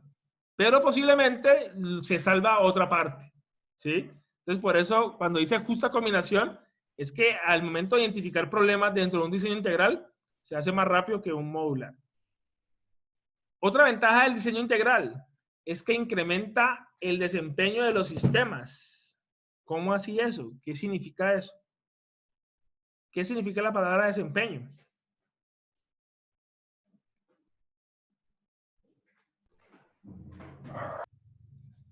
¿Por qué un integral incrementa el desempeño? Profe, eso es como el rendimiento. Exacto, su capacidad. Es que resulta que el diseño integral, como lo que tiene internamente son componentes que hacen muchas funciones, posiblemente no es lo mismo tener un equipo con 3 componentes que hacen muchas funciones a tener un equipo con 20 componentes que hace cada uno una sola ¿qué? Una función. Aquí les pongo un ejemplo de las impresoras de antes. Las impresoras de antes funcionaban pues con un conector que se llamaba DB25. Era un conector grandísimo, que por cada cablecito era un dato. En cambio, cuando salieron las memorias USB, ¿qué mejoró eso? Velocidad, ¿cierto? Y lo que hizo fue que la comunicación USB fuese más veloz y mejorara el desempeño de impresión. No era lo mismo las impresoras de antes que sonaban aquí como que... Sonaba como pues como una matriz de puntos, ¿sí? A una impresora pues USB. ¿Por qué? Porque mejoraron su integralidad de los elementos. Entonces, normalmente, la parte de desempeño va con consumos, con velocidades, y los integrales son más rápidos que un modular, ¿sí? Posibilidad de reducción en sistema de costos. ¿Qué significa eso? Pues que cuando yo tengo un sistema integral, es más barato que uno modular. ¿Por qué? Pues porque tengo componentes que hacen más de una función. En cambio, el modular, cada función está asociada a un componente, ¿sí? Entonces sale más costoso. ¿Listo? Entonces, eso en cuanto a las ventajas del diseño integral. ¿Cuáles son las ventajas del diseño modular? Las ventajas del diseño modular es que mejora la reconfigurabilidad. ¿Qué significa eso, que mejore la reconfigurabilidad? Que prácticamente lo que hace es que es fácil de ¿qué? ¿De portar? ¿Qué significa De configurabilidad? cambiar, sí. Que es fácil De cambiar. prácticamente de configurar. Cuando es algo modular, ejemplo, se dañó una llanta, ¿qué hago? Pues solo la cambia. La cambia, se pinchó, pues vaya, Correcto. despínchela, ¿sí? Es decir, que la configurabilidad es muy interesante ahí en lo modular. A diferencia Creo del que integral, ahí, ¿por qué? Porque por es que lo ejemplo, integral se dañó algo y posiblemente me toca que cambiar toda la ¿qué? todo el dispositivo. Todo el dispositivo. A mí me pasó hace muchos años con un celular, un Samsung, que tenía muerte súbita. Y resulta que ese muerte súbita, ¿por qué? Pues porque la memoria se había dañado, la memoria de la board. Y ahí que tenía que hacer, cambiar toda la board. No hay nada que hacer. Ya baila. ¿Sí? Ya no hay nada que hacer. Pero lo modular tiene esa ventaja. Que si se me dañó algo, ¿sí? En un portátil, aquí normalmente pues se daña algo, corro el riesgo que se me dañen muchas cosas. Pero en un computador de escritorio, se me dañó el disco duro, pues puedo cambiar ¿qué? Lo compré ya. En el portátil también lo puedo cambiar. El problema es que es más el trabajo, ¿no? Más el trabajo. Ahora, en lo modular hay otra ventaja. Es que incrementa la variedad y la velocidad de la introducción de nuevos productos. ¿Qué significa eso? Significa que cuando yo creo cosas modulares, fácilmente yo puedo crear nuevos productos nuevos. ¿Sí? ¿Por qué? Supongamos que hoy creé este tarro con una tapa y luego creé el mismo tarro con una tapa abajo, doble salida. Ahí creé un nuevo ¿qué? Un nuevo producto. ¿Sí? Ejemplo, los carros hacen mucho esto. Modelo 2020, modelo 2021. Cuando uno mira, lo único que cambiaron fue la pantalla del radio y da la posibilidad de que, ¿qué? De que se vea como que, wow, las últimas invenciones, ¿no? Son módulos que cambian para generar nuevas, ¿qué? Versiones. O cuando usted va a un concesionario y le dicen, vea, le tengo la versión light, la versión full. ¿Es por qué? Es porque le quitan algunas, ¿qué? Funciones. Igual pasa con los celulares. Por ejemplo, el iPhone Lo mismo. 7 al 8 solo mejora pues el procesador un nivel más y la cámara a ciertos megapíxeles y ya. El resto sigue siendo todo igual. Tenés toda la razón. Mejora la mantenibilidad y la servicialidad. ¿Qué significa eso? Que cuando uno crea sistemas modulares, uno también puede ganar mucho dinero por el mantenimiento de los mismos, ¿sí? Por eso es más costoso mandar a reparar algo integral que mandar a reparar algo que es totalmente ¿qué? Modular, ¿sí? Cuando es modular, usted puede conseguir de pronto la pieza más fácil. En cambio, cuando es algo integral, es muy difícil a veces conseguir ¿qué? El repuesto, porque tienes que conseguir casi todo el repuesto completo. En cambio aquí, cuando son modulares, puedes fácilmente generar un sistema de mantenimiento más fácil. Y finalmente, una de las ventajas del diseño modular es que desacopla el desarrollo de tareas. Es que cuando uno hace diseños modulares, no dependemos que primero tengo que terminar esa etapa para pasar acá. No, lo integral sí. Si yo no pongo esta etapa, no puedo pasar a la siguiente etapa porque es muy secuencial. En cambio, lo modular, yo lo puedo, así como cuando uno arma un Lego, ¿no? Uno puede ir armando por diferentes ¿qué? Partes. El Lego es un ejemplo totalmente ¿qué? Modular. ¿Sí? Modular. Tú lo puedes, no tiene un inicio, no tiene como un fin. Tú puedes empezar por donde quieras. Cuando construyen un carro, el carro lo construyen muchos módulos a la vez. Lo pintan, pero a la vez lo están ensamblando, a la vez lo están acondicionando, etc. ¿Sí? Pero hay unas desventajas, ¿sí? Muy importantes. Las desventajas del diseño integral es que dificulta cambiar el diseño de la producción. Y esto le pasó mucho a Samsung. ¿Se acuerdan cuando hubo el problema de Samsung del Note 7? Después de que Samsung se dio cuenta de su error, era muy difícil remediar ¿qué? Ese lote. Ese lote ya se vendió. Y era muy difícil decir, vea, no, quítale esto para que no, ya, se dañó. Cuando usted manda en producción algo integral, volver como a remediar eso es un problema. Porque prácticamente le toca como que volver a ¿qué? A diseñar. ¿Sí? Y reduce la variedad de dispositivos que se pueden ser producidos. Claro, cuando usted tiene algo integral, usted se limita nomás como a sus funcionalidades. No da la posibilidad que yo le pueda agregar como accesorios fácilmente, porque todo está integral. ¿Sí? Si yo quisiera a este computador, si lo permite, pues en algún momento mejorar su reloj de procesamiento, pues no lo va a poder hacer porque ¿qué? Porque así viene ¿qué? Diseñado. Si un computador dice solamente de 8 GB, 8 GB, no se puede ampliar, pero hay otros que sí, ¿sí? Dependiendo pues de lo que uno quiera hacer. Y en el diseño modular, pues también tiene sus desventajas. Es que cuando uno hace cosas modulares, pueden aparecer productos similares. Es muy fácil de copiar, como dice aquí. Facilita las imitaciones. ¿No han visto ustedes que cuando ustedes van a comprar un repuesto de algo, ustedes le preguntan, ¿quiere el genérico o el original? ¿No han visto? Claro. Y profe, todo el tiempo. Claro. Y es por eso, como él lo que le dice a uno es que es modular, empiezan los competidores a copiar las partes, cualquier dispositivo, y empiezan a sacar su versión genérica y su versión como tal original. Ahí le hacen a ingeniería inversa. Exacto, ingeniería inversa.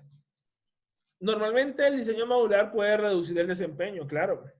Como les dije ahorita, no es lo mismo yo tener un equipo con menos componentes que pueden hacer las tareas más rápidas que tener un equipo con 20 componentes que hacen lo mismo, porque cada uno tiene un retardo. Cada uno tiene un retardo y hace que pues, el sistema puede que sea un poquito más lento. Y obviamente pues depende también de los componentes que tú tengas. Puede ser más costoso que el diseño integral, ¿sí? Claro, pues porque el hecho de que sea modular significa que tiene muchas, ¿qué?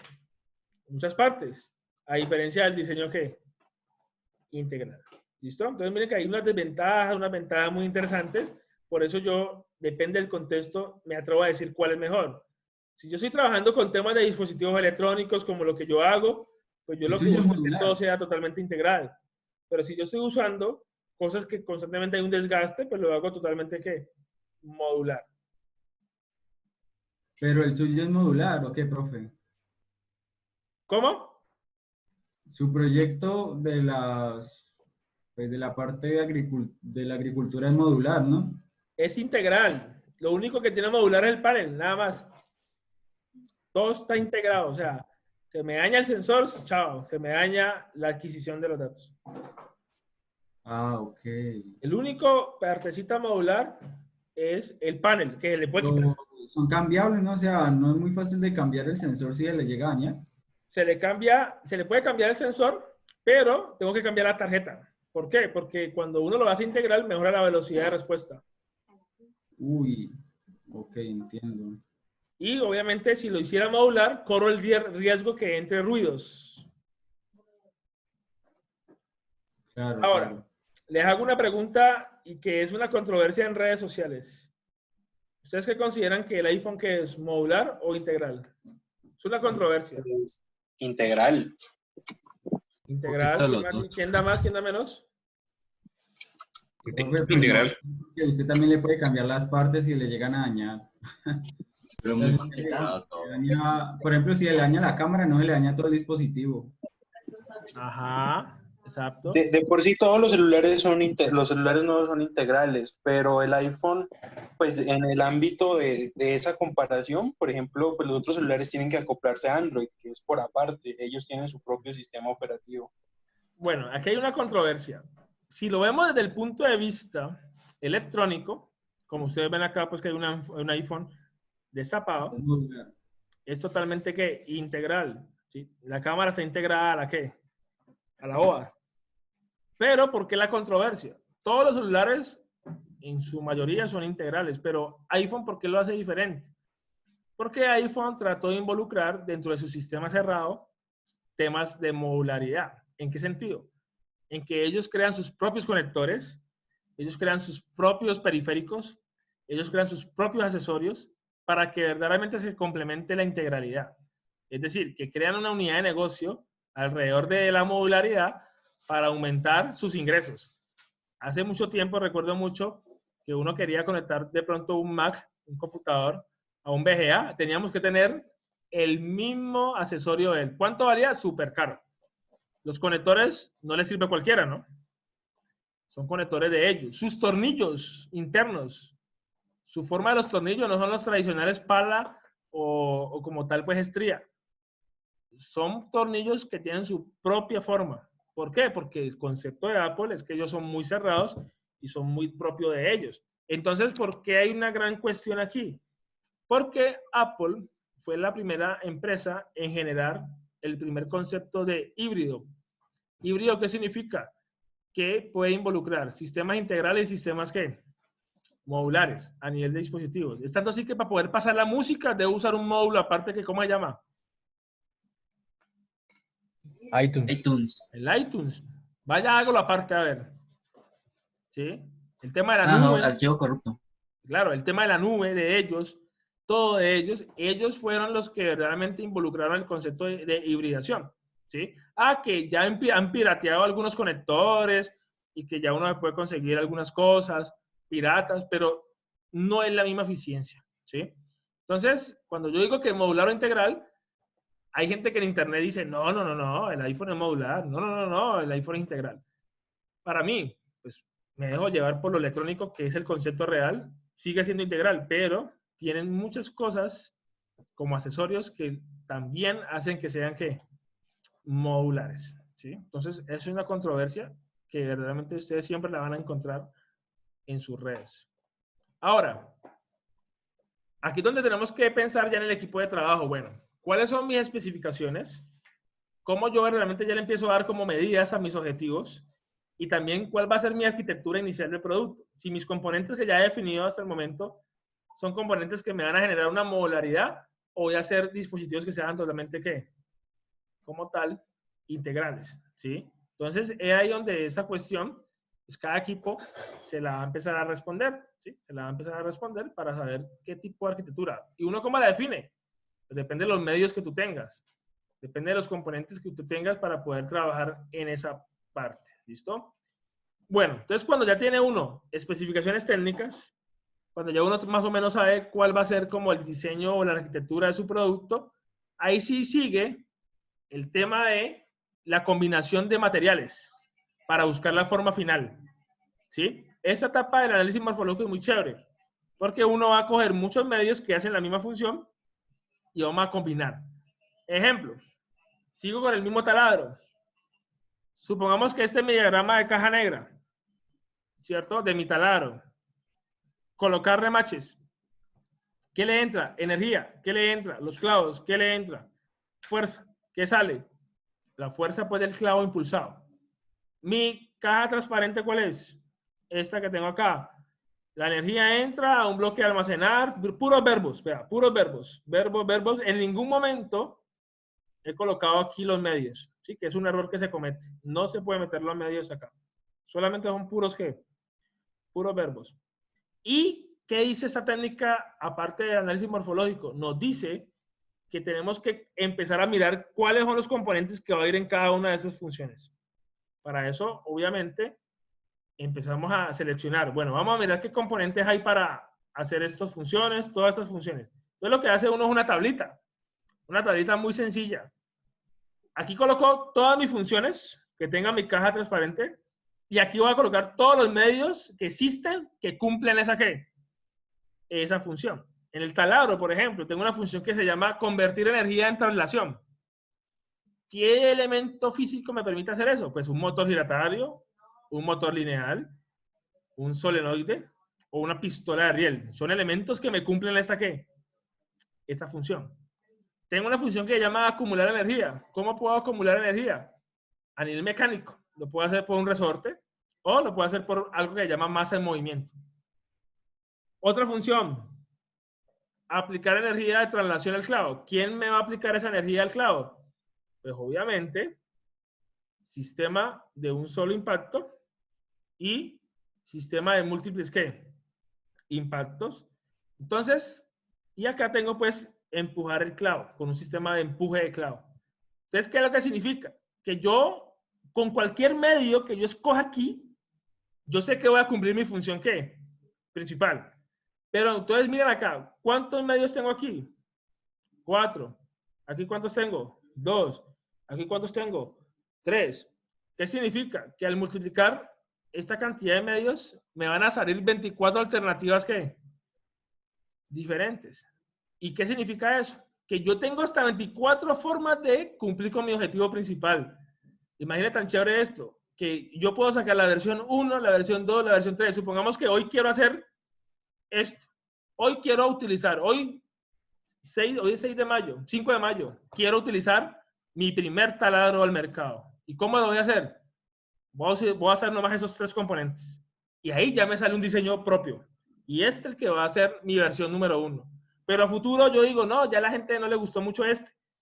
Entonces lo que hago es combinar. Voy a seguir utilizando el resorte, voy a seguir utilizando el motor giratorio, pero ahorita lo que voy a utilizar son sistemas de múltiples impactos. Mira, ya el diseño cómo me queda. Me queda así. Vamos a cambiar el producto. Voy a mezclar un solenoide, un resorte, tal cosa. Mira, me salió este producto. Es decir, que pueden salir múltiples, ¿qué? Posibilidades. Entonces, como me salen muchas posibilidades, ¿cómo la selecciona? Pues ya ustedes toman la decisión cuál es la que cumple con sus criterios que usted ha hecho. ¿Sí? Supongamos que si yo tengo aquí un sistema de monitoreo que tenga que ver, por ejemplo, con la cadena de frío, para monitorear el estado de las carnes en los supermercados.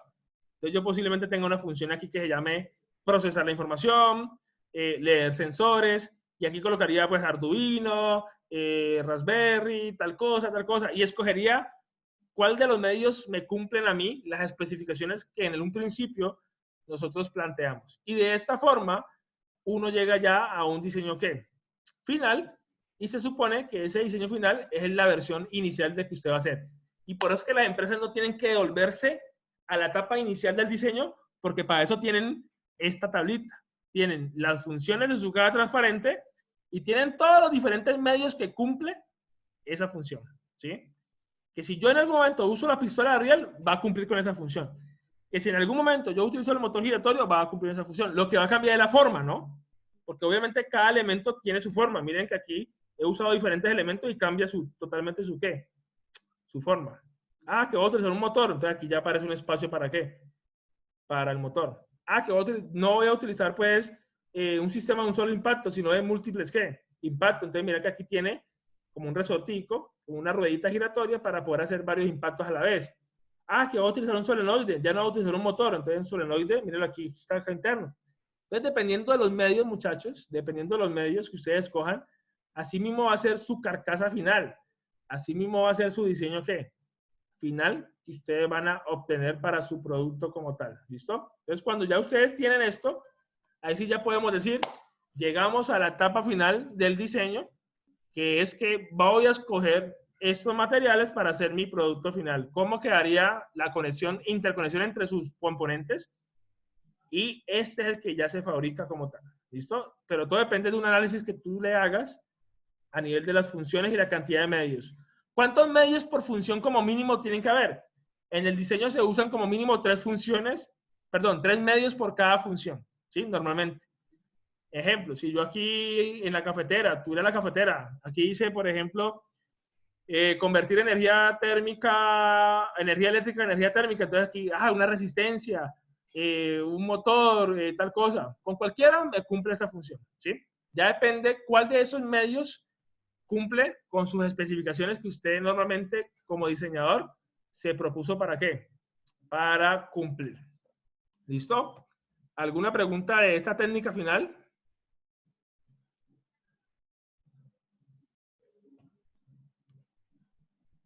No, profe, ¿cómo que no?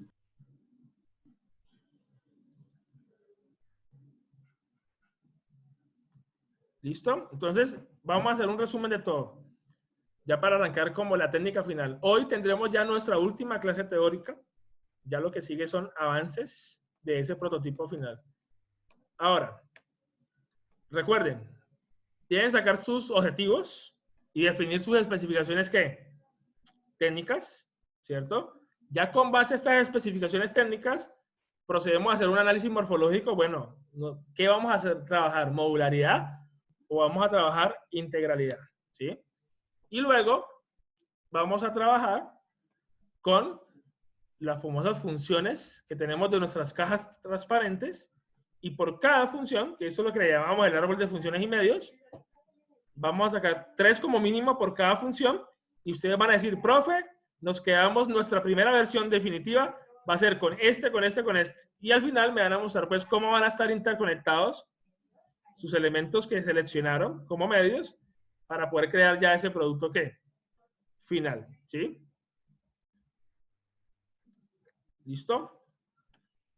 Entonces, por eso aquí yo les pongo que normalmente uno queda con muchas, ¿qué? Con muchas finalidades.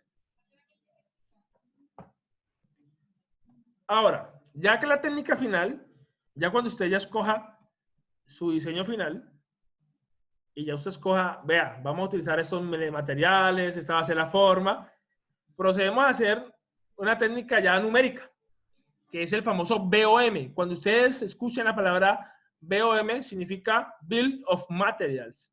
Es lista de materiales, ¿sí? La lista de materiales es para saber el costo real de cuánto me cuesta a mí producir uno, ¿sí? Cuánto me cuesta producir un prototipo o un producto como tal. ¿Y esto cómo se hace?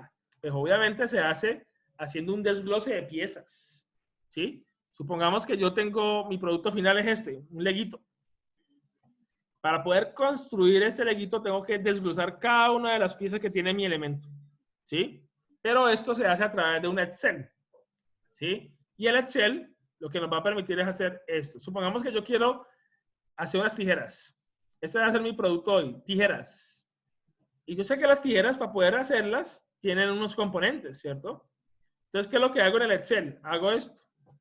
Coloco cada componente y aquí, en la primera columna, ¿qué es lo que voy a hacer? Voy a colocar mi imagen, ¿sí? De mi primer elemento. Mi otro elemento, mi otro elemento. Siempre el Excel va a ir acompañado con la imagen que corresponde. La siguiente columna es la enumeración de piezas que tengo. ¿Sí? ¿Cuántas piezas necesito? Así sea el tornillo más mínimo. Así sea el sticker más mínimo, debe ir ahí. Todo lo que encierra su producto. Y aquí va el nombre pues, del elemento. Entonces miren que aquí esta imagen tiene la cuchilla y tiene el mango, ¿cierto? Ese tornillito tiene el tornillo y tiene la tuerca. Este lado de la tijera tiene el mango, la cuchilla y tiene el anillo pues para poder hacer la fuerza. Y también recomiendan cuando uno hace una lista de materiales, que usted pueda codificar sus materiales de acuerdo a que el equipo lo conozca. Una cosa es el número de materiales, de la cantidad que hay. Otra cosa es la codificación del material. Ejemplo, si en mi equipo de trabajo futuro yo digo, vea muchachos, se acabó el 001, ya la gente sabe, se acabó la cuchilla. Para que la gente no esté acá rato hablando en función de palabras, sino que usted puede crear su propia, ¿qué? Codificación de cada uno de los elementos o materiales que usted tiene ahí. ¿Listo? Ahora, la cantidad. Para construir una tijera, ¿cuántas cuchillas necesito? Pues nomás una. ¿Cuántos mangos necesito? Una. Dependiendo de lo que usted necesite, depende de lo que usted tenga. Y en este Excel debe ir acompañado, muchachos, la función principal de lo que hace este elemento que está acá. ¿Sí? Debe ir aquí. Debe ir la función principal de lo que está este elemento acá. Luego, la pieza estándar. ¿Qué significa la columna de pieza estándar? Lo que significa es lo siguiente. Lo que significa es que si aparece que es una pieza estándar, es porque es fácil de conseguir.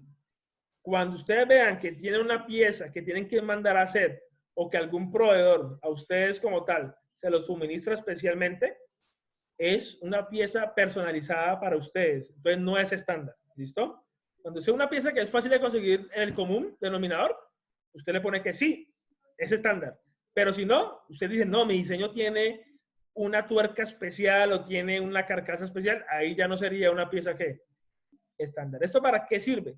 Sirve para que sepamos que el equipo de trabajo va a estar constantemente mirando esa tablita y que se dé cuenta que si llega alguien nuevo al equipo de trabajo a futuro, pueda ver cómo está desglosado muy bien este. Luego aparece una columna muy importante, que es el tema del material, ¿sí? El material es súper importante para saber en qué está hecho. En este caso, el material de la cuchilla es de acero. El material de mango es ABS, ¿sí? Que tal cosa, tal material. Luego aparece una columna importantísima también dentro del BOM, que es cómo se hace ese material. ¿Cómo es el proceso de fabricación de ese elemento? ¿Sí? Entonces, en este caso, La cuchilla se hace por moldes. Entonces yo coloco aquí, se hace a través de un proceso de moldeado. Que el mango, ¿cómo se hace? Se hace a través de una inyección de plástico. O se hace a través de una impresión 3D. Ahí colocaría el proceso con que se fabrica, ¿qué? Esta pieza. Y también es importante que haya una columna de los proveedores. Cuando yo coloco NA, es que es normalmente abierto. Es decir, que hay muchos proveedores que hay para esto. Pero si yo me sé un nombre de un proveedor, lo pongo. ¿Sí? En este caso, por ejemplo, si yo sé que el tornillo para construir mis tijeras es de acero, lo hacen por un torno y mi proveedor se llama Tuercas y Tornillos Cali. Pues yo sé que ellos son los que me proveen a mí. ¿Esto para qué sirve esta columna de proveedores? Para siempre saber dónde se consiguen las cosas. Esto es para tener el equipo ordenado al momento de querer implementar. ¿Listo? Y de las columnas más importantes que viene es el tema del costo ¿qué? Unitario.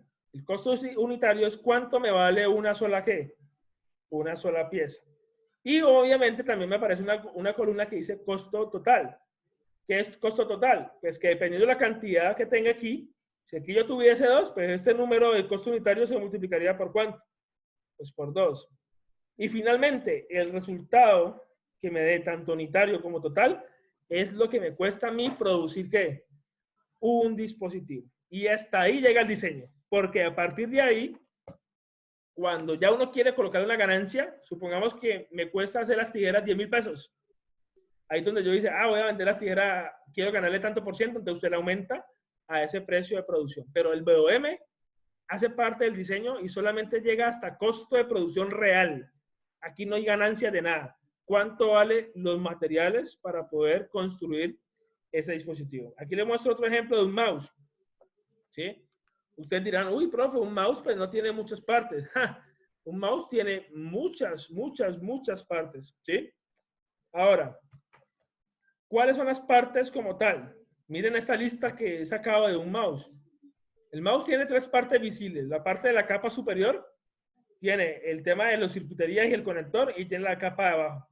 Pero miren, con cada tornillito, cada condensador, cada resistencia, y hago lo mismo, la codifico como yo quiera, la cantidad, la función que hace mi elemento en el circuito, si es una placa estándar o no, el material, el proceso con que es realizado. Si yo no sé cómo se realiza, pues le pongo, ¿sí? No lo sé, nada, no me importa. Proveedores, ¿quiénes son mis proveedores? Color, costo unitario y el costo total.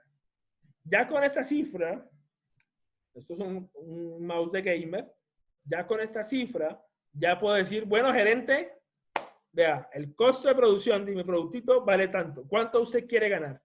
¿Cuánto queremos ganar? Queremos ganar el 20%. Listo, entonces aumentémosle ¿qué? El 20%. No, vamos a aumentar el 50%, aumentémosle el 50%. ¿Sí?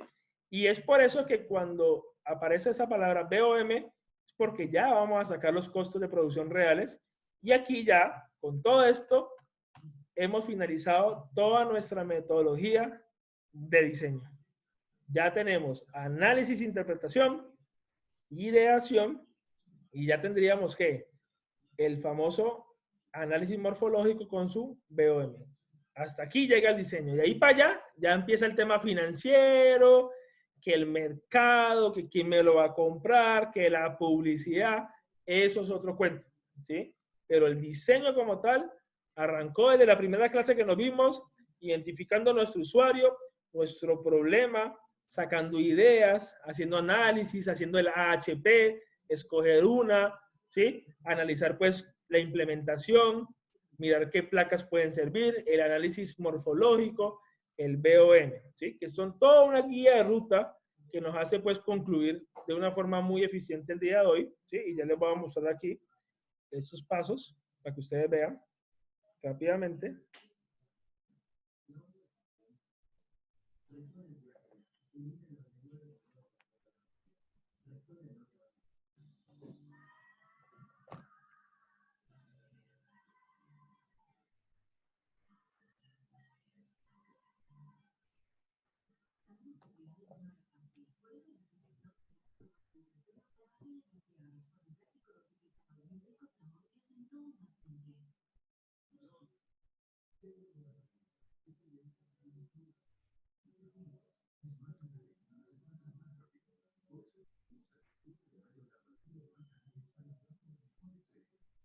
Y aquí ya les muestro.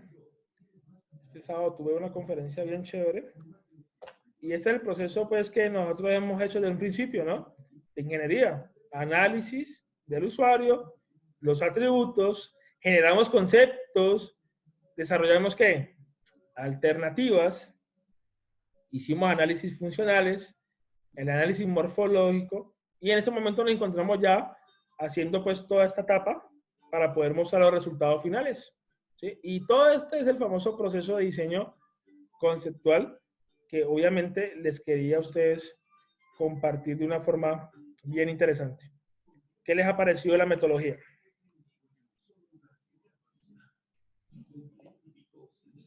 Buena, profe, chévere. Es muy chévere porque yo les digo una cosa de todo corazón y con toda la sinceridad del mundo.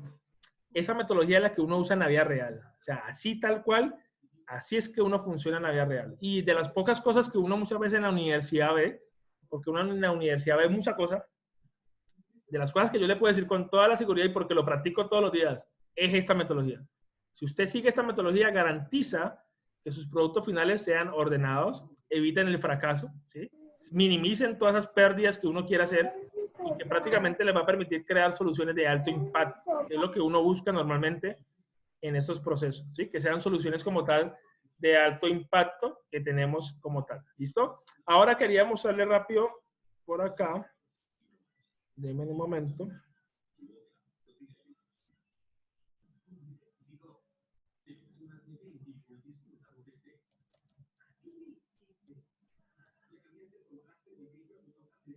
A ver si los tengo por aquí.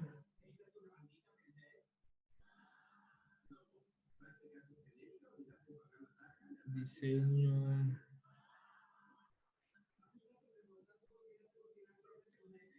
Diseño conceptual.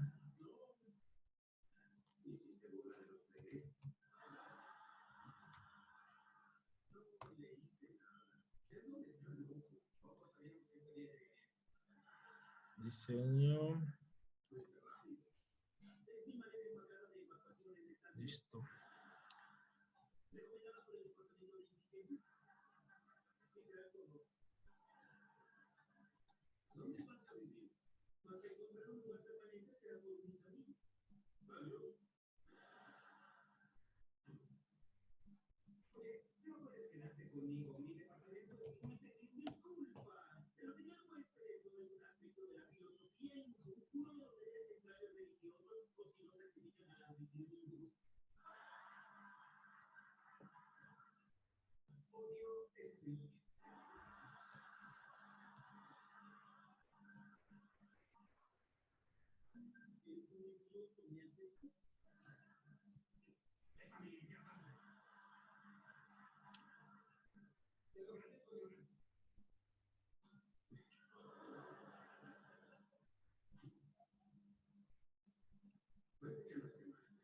Bueno, muchachos, entonces aquí les vamos a dar un cronograma que yo he hecho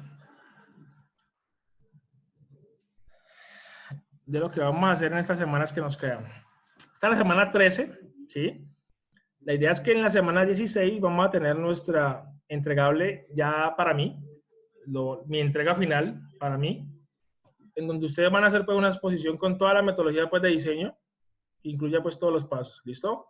Vamos a hacer como una especie de informe, no es un informe pues así súper extenso, es algo que yo le llamo un artículo. Yo les voy a enseñar a hacer este artículo en las próximas clases.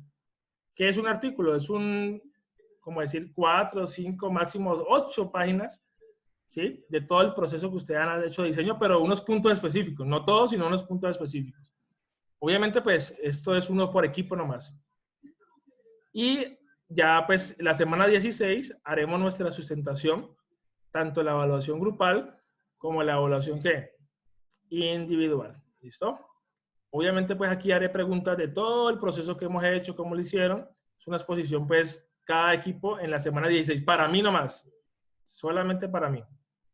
Pero en la semana 17, que es la semana, pues, final, vamos a hacer, pues, sustentación con jurados, ¿sí? Obviamente ya esta sustentación no va a ser tan extensa como esta. Esta es una sustentación corta, que es máximo aproximadamente de 5 minutos por equipo. Los jurados van a estar conectados, ya los tengo concretados, para evaluar sus soluciones. ¿Qué debe mostrar ese día? Debe mostrar el modelo funcional, ya sea la simulación que les comenté, una simulación mejorada, 3D, o la simulación electrónica, ya sea pues en la parte de programación o software. ¿Listo? Y deben presentar ese día a los jurados el manual de ¿qué? De usuario, ¿sí? Tienen que hacer un manual de usuario. Y finalmente, para que los jurados se lleven como una idea o un recuerdo de ustedes, hagan una especie como de flyer publicitario en donde hagan cuenta que van a vender el producto, ¿sí? Donde ustedes dicen, vea, el producto es tanto, tiene estos beneficios, un flyer, como un postercito, ¿no? Cuando uno le pasan un flyer de un producto, ah, mira, esto hace esto, ¿listo? Estos son los últimos entregables que vamos a tener como tal. Los entregables de la semana 16 y los entregables de la semana 17. En ese momento todos ustedes están en la fase para allá de desarrollo y prototipado, ¿sí? Y por ende tengan muy en cuenta estas fechas. Nosotros estamos en la semana 13. Vamos a mirar el calendario. Entonces aquí estamos. 13, ¿cierto? 14, 15, 16. El 26, el mayo 26, me van a hacer a mí la presentación, ¿sí? Vamos a hacer por los equipos, van a hacer esa primera presentación. ¿Listo? Y ya sería más o menos para el 2, ¿sí? O posiblemente para el mismo semana del 26, ahí miramos, pero normalmente es para el 2 de junio, haríamos ya como tal nuestra entrega con los jurados, ¿sí? Entonces, para que tengamos en cuenta estas fechas. Entonces, hoy, semana 13, pues culminamos el tema teórico. Lo que es la semana 14 y 15 van a ser semanas de perfeccionamiento del prototipo, en donde lo vamos a trabajar por mentorías. Yo voy a agendar unos espacios por cada equipo. Aquí en el Classroom les voy a colocar a qué hora me veo con cada equipo. No me voy a ver con todos a la misma vez. Cada uno le voy a agendar una hora para ver cómo va ese prototipo, ese modelo funcional. Y aquí obviamente les explicaré a cada grupo también cómo crear este artículo científico. ¿Listo? Este artículo científico. Entonces tengan en cuenta esas fechas para posteriores ya entregas. Ya para hacer nuestro cierre como tal del curso. ¿Listo? ¿Alguna pregunta de estas fechas? No, profe, todo. No, para que todos quedemos ordenados. Ya mismo les voy a colocar esto en el Classroom también, para que lo tengan muy en cuenta. Recuerden, semana 16, exposición para mí. Se entrega el artículo científico que les voy a enseñar a hacer. Y a partir del otro martes, nos vamos a ver por citas. Primera media hora con un equipo, primera media hora con otro segundo, así sucesivamente. Donde vamos a mirar los avances que ustedes estén avanzando en sus prototipos, ¿sí? Los resultados que estén teniendo de sus modelados, de su parte pues de selección de materiales. Y obviamente, cuando yo digo que aquí toda la metodología, es que no olviden que lo que hemos visto nuevo hoy, ¿cierto? Empezar a sacar las especificaciones, qué es lo que falta, especificaciones, sacar como tal la arquitectura, si va a ser modular o integral, sacar como tal el análisis morfológico, ¿sí? El morfológico. Y aquí también sacar el BOM. Son como que lo que falta que ustedes trabajen en equipo, ¿sí? Que es lo que hemos visto el día de hoy. Y ya eso ya complementan todo el trabajo que han hecho anteriormente. Obviamente para esta exposición, yo les voy a enviar a ustedes como la diapositiva, ¿no? La diapositiva oficial que vamos a manejar nosotros y cuáles van a ser los puntos que tiene que llevar la exposición para mí. Y también les voy a enviar cuáles van a ser los puntos que va a llevar la exposición con quién. Con los jurados, porque son exposiciones cortas con los jurados. Al jurado no le importa cuál fue el problema que identificó, cuál fue la solución y cuál va a ser el beneficio y los costos que usted le va a entregar a ese usuario. Eso es lo que le interesa más que todo a los jurados. ¿Cuál es su problema? ¿Cuál es solución? ¿Cuáles son los beneficios? El jurado no le interesa a usted cómo lo hizo. A mí sí me interesa porque soy su profesor de diseño. Pero al jurado le interesa el grano. ¿Cuál es su problema? ¿Cuál fue su solución? ¿Qué beneficio usted va a generar con eso? ¿Y cuánto vale? Eso es lo que le interesa a los jurados que van a estar sustentando con ustedes ahí esa labor. ¿Listo? Ahora, esta exposición para mí sí muy importante, saber ustedes cómo, y ya el resumen de todo, por eso esa carpetica que yo tanto les he pedido a ustedes, esa carpetica pues está como el resumen de todo, entonces la idea es que de ahí voy a sacar unos puntos claves para armar la presentación para mí, ¿sí? Más que todo pues evaluaré como esto último, que no lo he visto, que apenas lo van a empezar a hacer ustedes estas semanas. ¿Listo? ¿Alguna pregunta?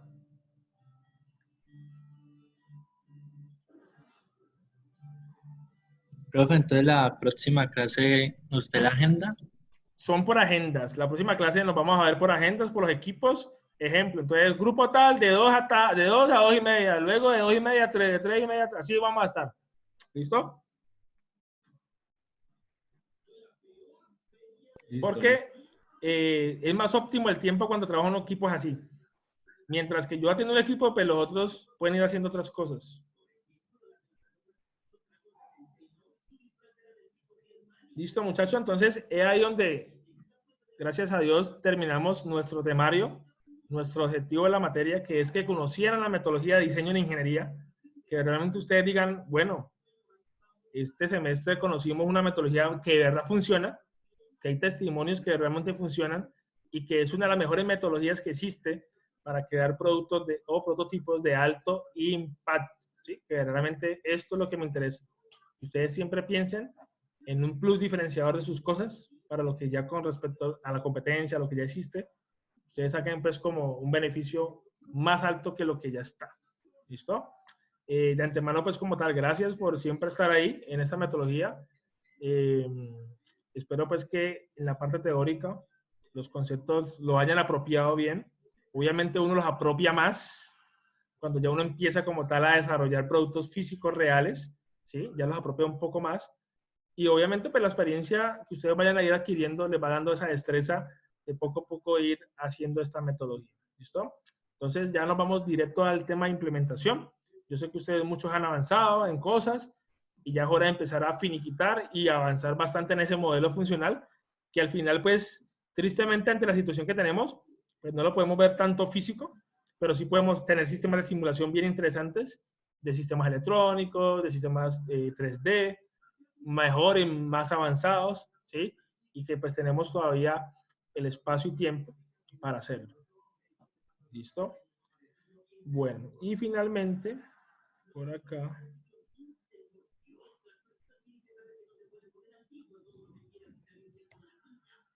Vamos a ver si tengo esto por aquí.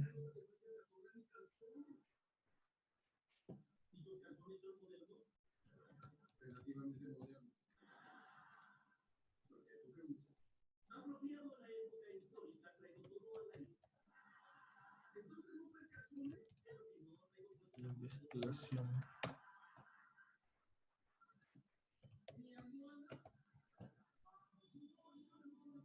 Bueno, entonces finalmente van a haber pues obviamente unos premios al final interesantes de estos proyectos.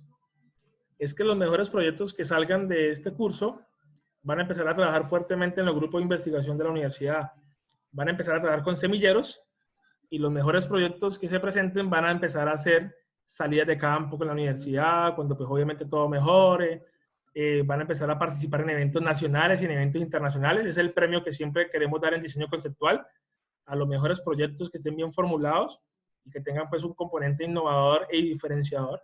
Y obviamente pues trabajaremos fuertemente en los diferentes grupos, los asignaremos a diferentes grupos que tenemos en la Universidad de Investigación para que ustedes puedan crear sus proyectos ya más personales o continuar con este proyecto haciendo el tema de eventos nacionales e internacionales. Es muy chévere porque aquí es donde ya usted empieza como a hacerse conocer más en la universidad, a verdaderamente investigar con otras personas de otros semestres y crear pues un grupito bien chévere o bien sinergia. Ese es uno de los grandes premios que siempre hacemos con los chicos, con los mejores proyectos que salgan del curso, para que empecemos a trabajar en investigación fuerte y en crear productos ya reales, ¿sí? Productos que tengan que ver con lucro y que ustedes puedan vender o puedan tener pues como tal ese dominio futuro. ¿Listo? Entonces, eso también se los quería comentar para este tema de la presentación final que vamos a tener. ¿Listo? Ya les muestro aquí otra cosita.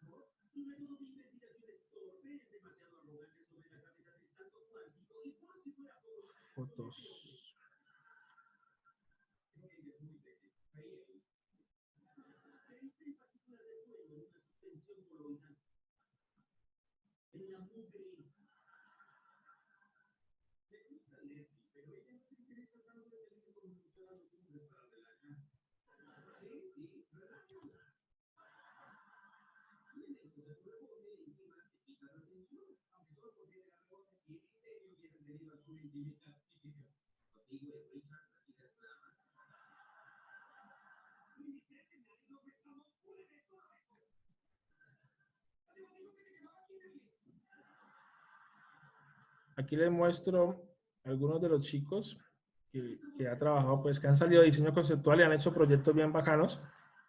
Por ejemplo, ya les muestro. Está por acá. Presentación. Así. Un chico que estuvo viajando por todo Colombia con este proyecto y salió en diseño conceptual.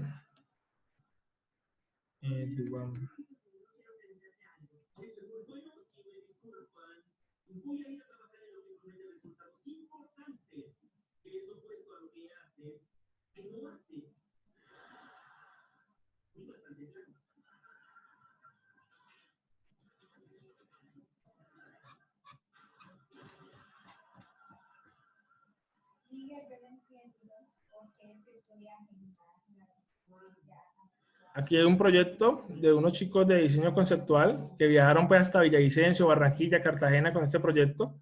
Se llamaba Temperature Recorder, que lo que hacían eran guardar datos de temperatura y obviamente eso era una exposición de póster, ¿sí?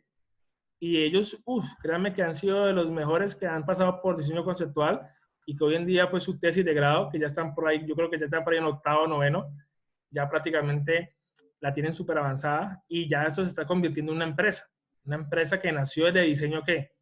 Conceptual, ¿sí? Es para que vean que verdaderamente todas estas metodologías tienen un porqué y que yo espero que ustedes lo aprovechen al máximo. ¿Listo, muchachos? Bueno, entonces manos a la obra, muchachos, con la implementación. De igual forma, cualquier cosa que necesiten, con mucho gusto. Y pues finalmente quiero escucharlos qué les pareció la metodología, la parte pues teórica que tuvimos hasta hoy. Profe, a mí me pareció buena, pues, o sea, con respecto a, pues menos mal a mí me tocó buenas materias de intro y de diseño, ¿no? Ajá. Han sido bien enfocadas y también con profesores que no han sido como muy cuadriculados, pues, sino que un poco más abiertos y pues con respecto a cómo se llama la metodología, a mí me ha gustado. Los temas también a los que se le ha practicado y, por ejemplo, las ayudas que usted ha brindado y pues también que usted tiene su ejemplo vivo de lo que es su empresa, también es una ayuda bastante buena, pues, como un ejemplo muy, o sea, muy visible, pues, porque es lo que es, pues.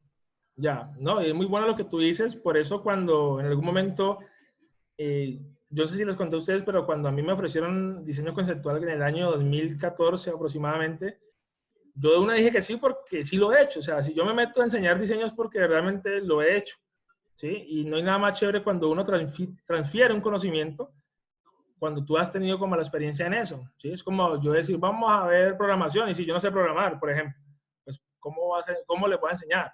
Entonces, eso es lo chévere y eso es lo que le apasiona a uno y todos los truquitos que yo pude transmitirles a ustedes, de verdad, pues espero les sirva bastante y obviamente, pues, el hecho de que yo sea el profesor este semestre con ustedes, pues no quiere decir de que de aquí en adelante no los vayamos a ver o no vayan a poder preguntarme. Obviamente, pues, más allá de ser el profesor este semestre, espero que obviamente pues tienen como tal todo mi apoyo en el desarrollo, cómo quieran comercializar sus productos, que obviamente pues el semestre nos queda corto muchas veces en querer uno transferir más conocimiento, pero pues muchas gracias, Johan, por esa apreciación.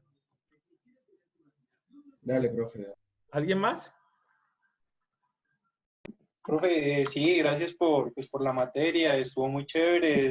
La verdad es que son pasos muy metódicos para algo que es tan complejo como el crear algo, el idear algo. Entonces, pues sí, creo que nos da unas bases bastante grandes. Sigo creyendo que igual la creatividad pues es algo nato de cada persona, pero esto le da un enfoque para organizarlo en varios, pues en un grupo organizado.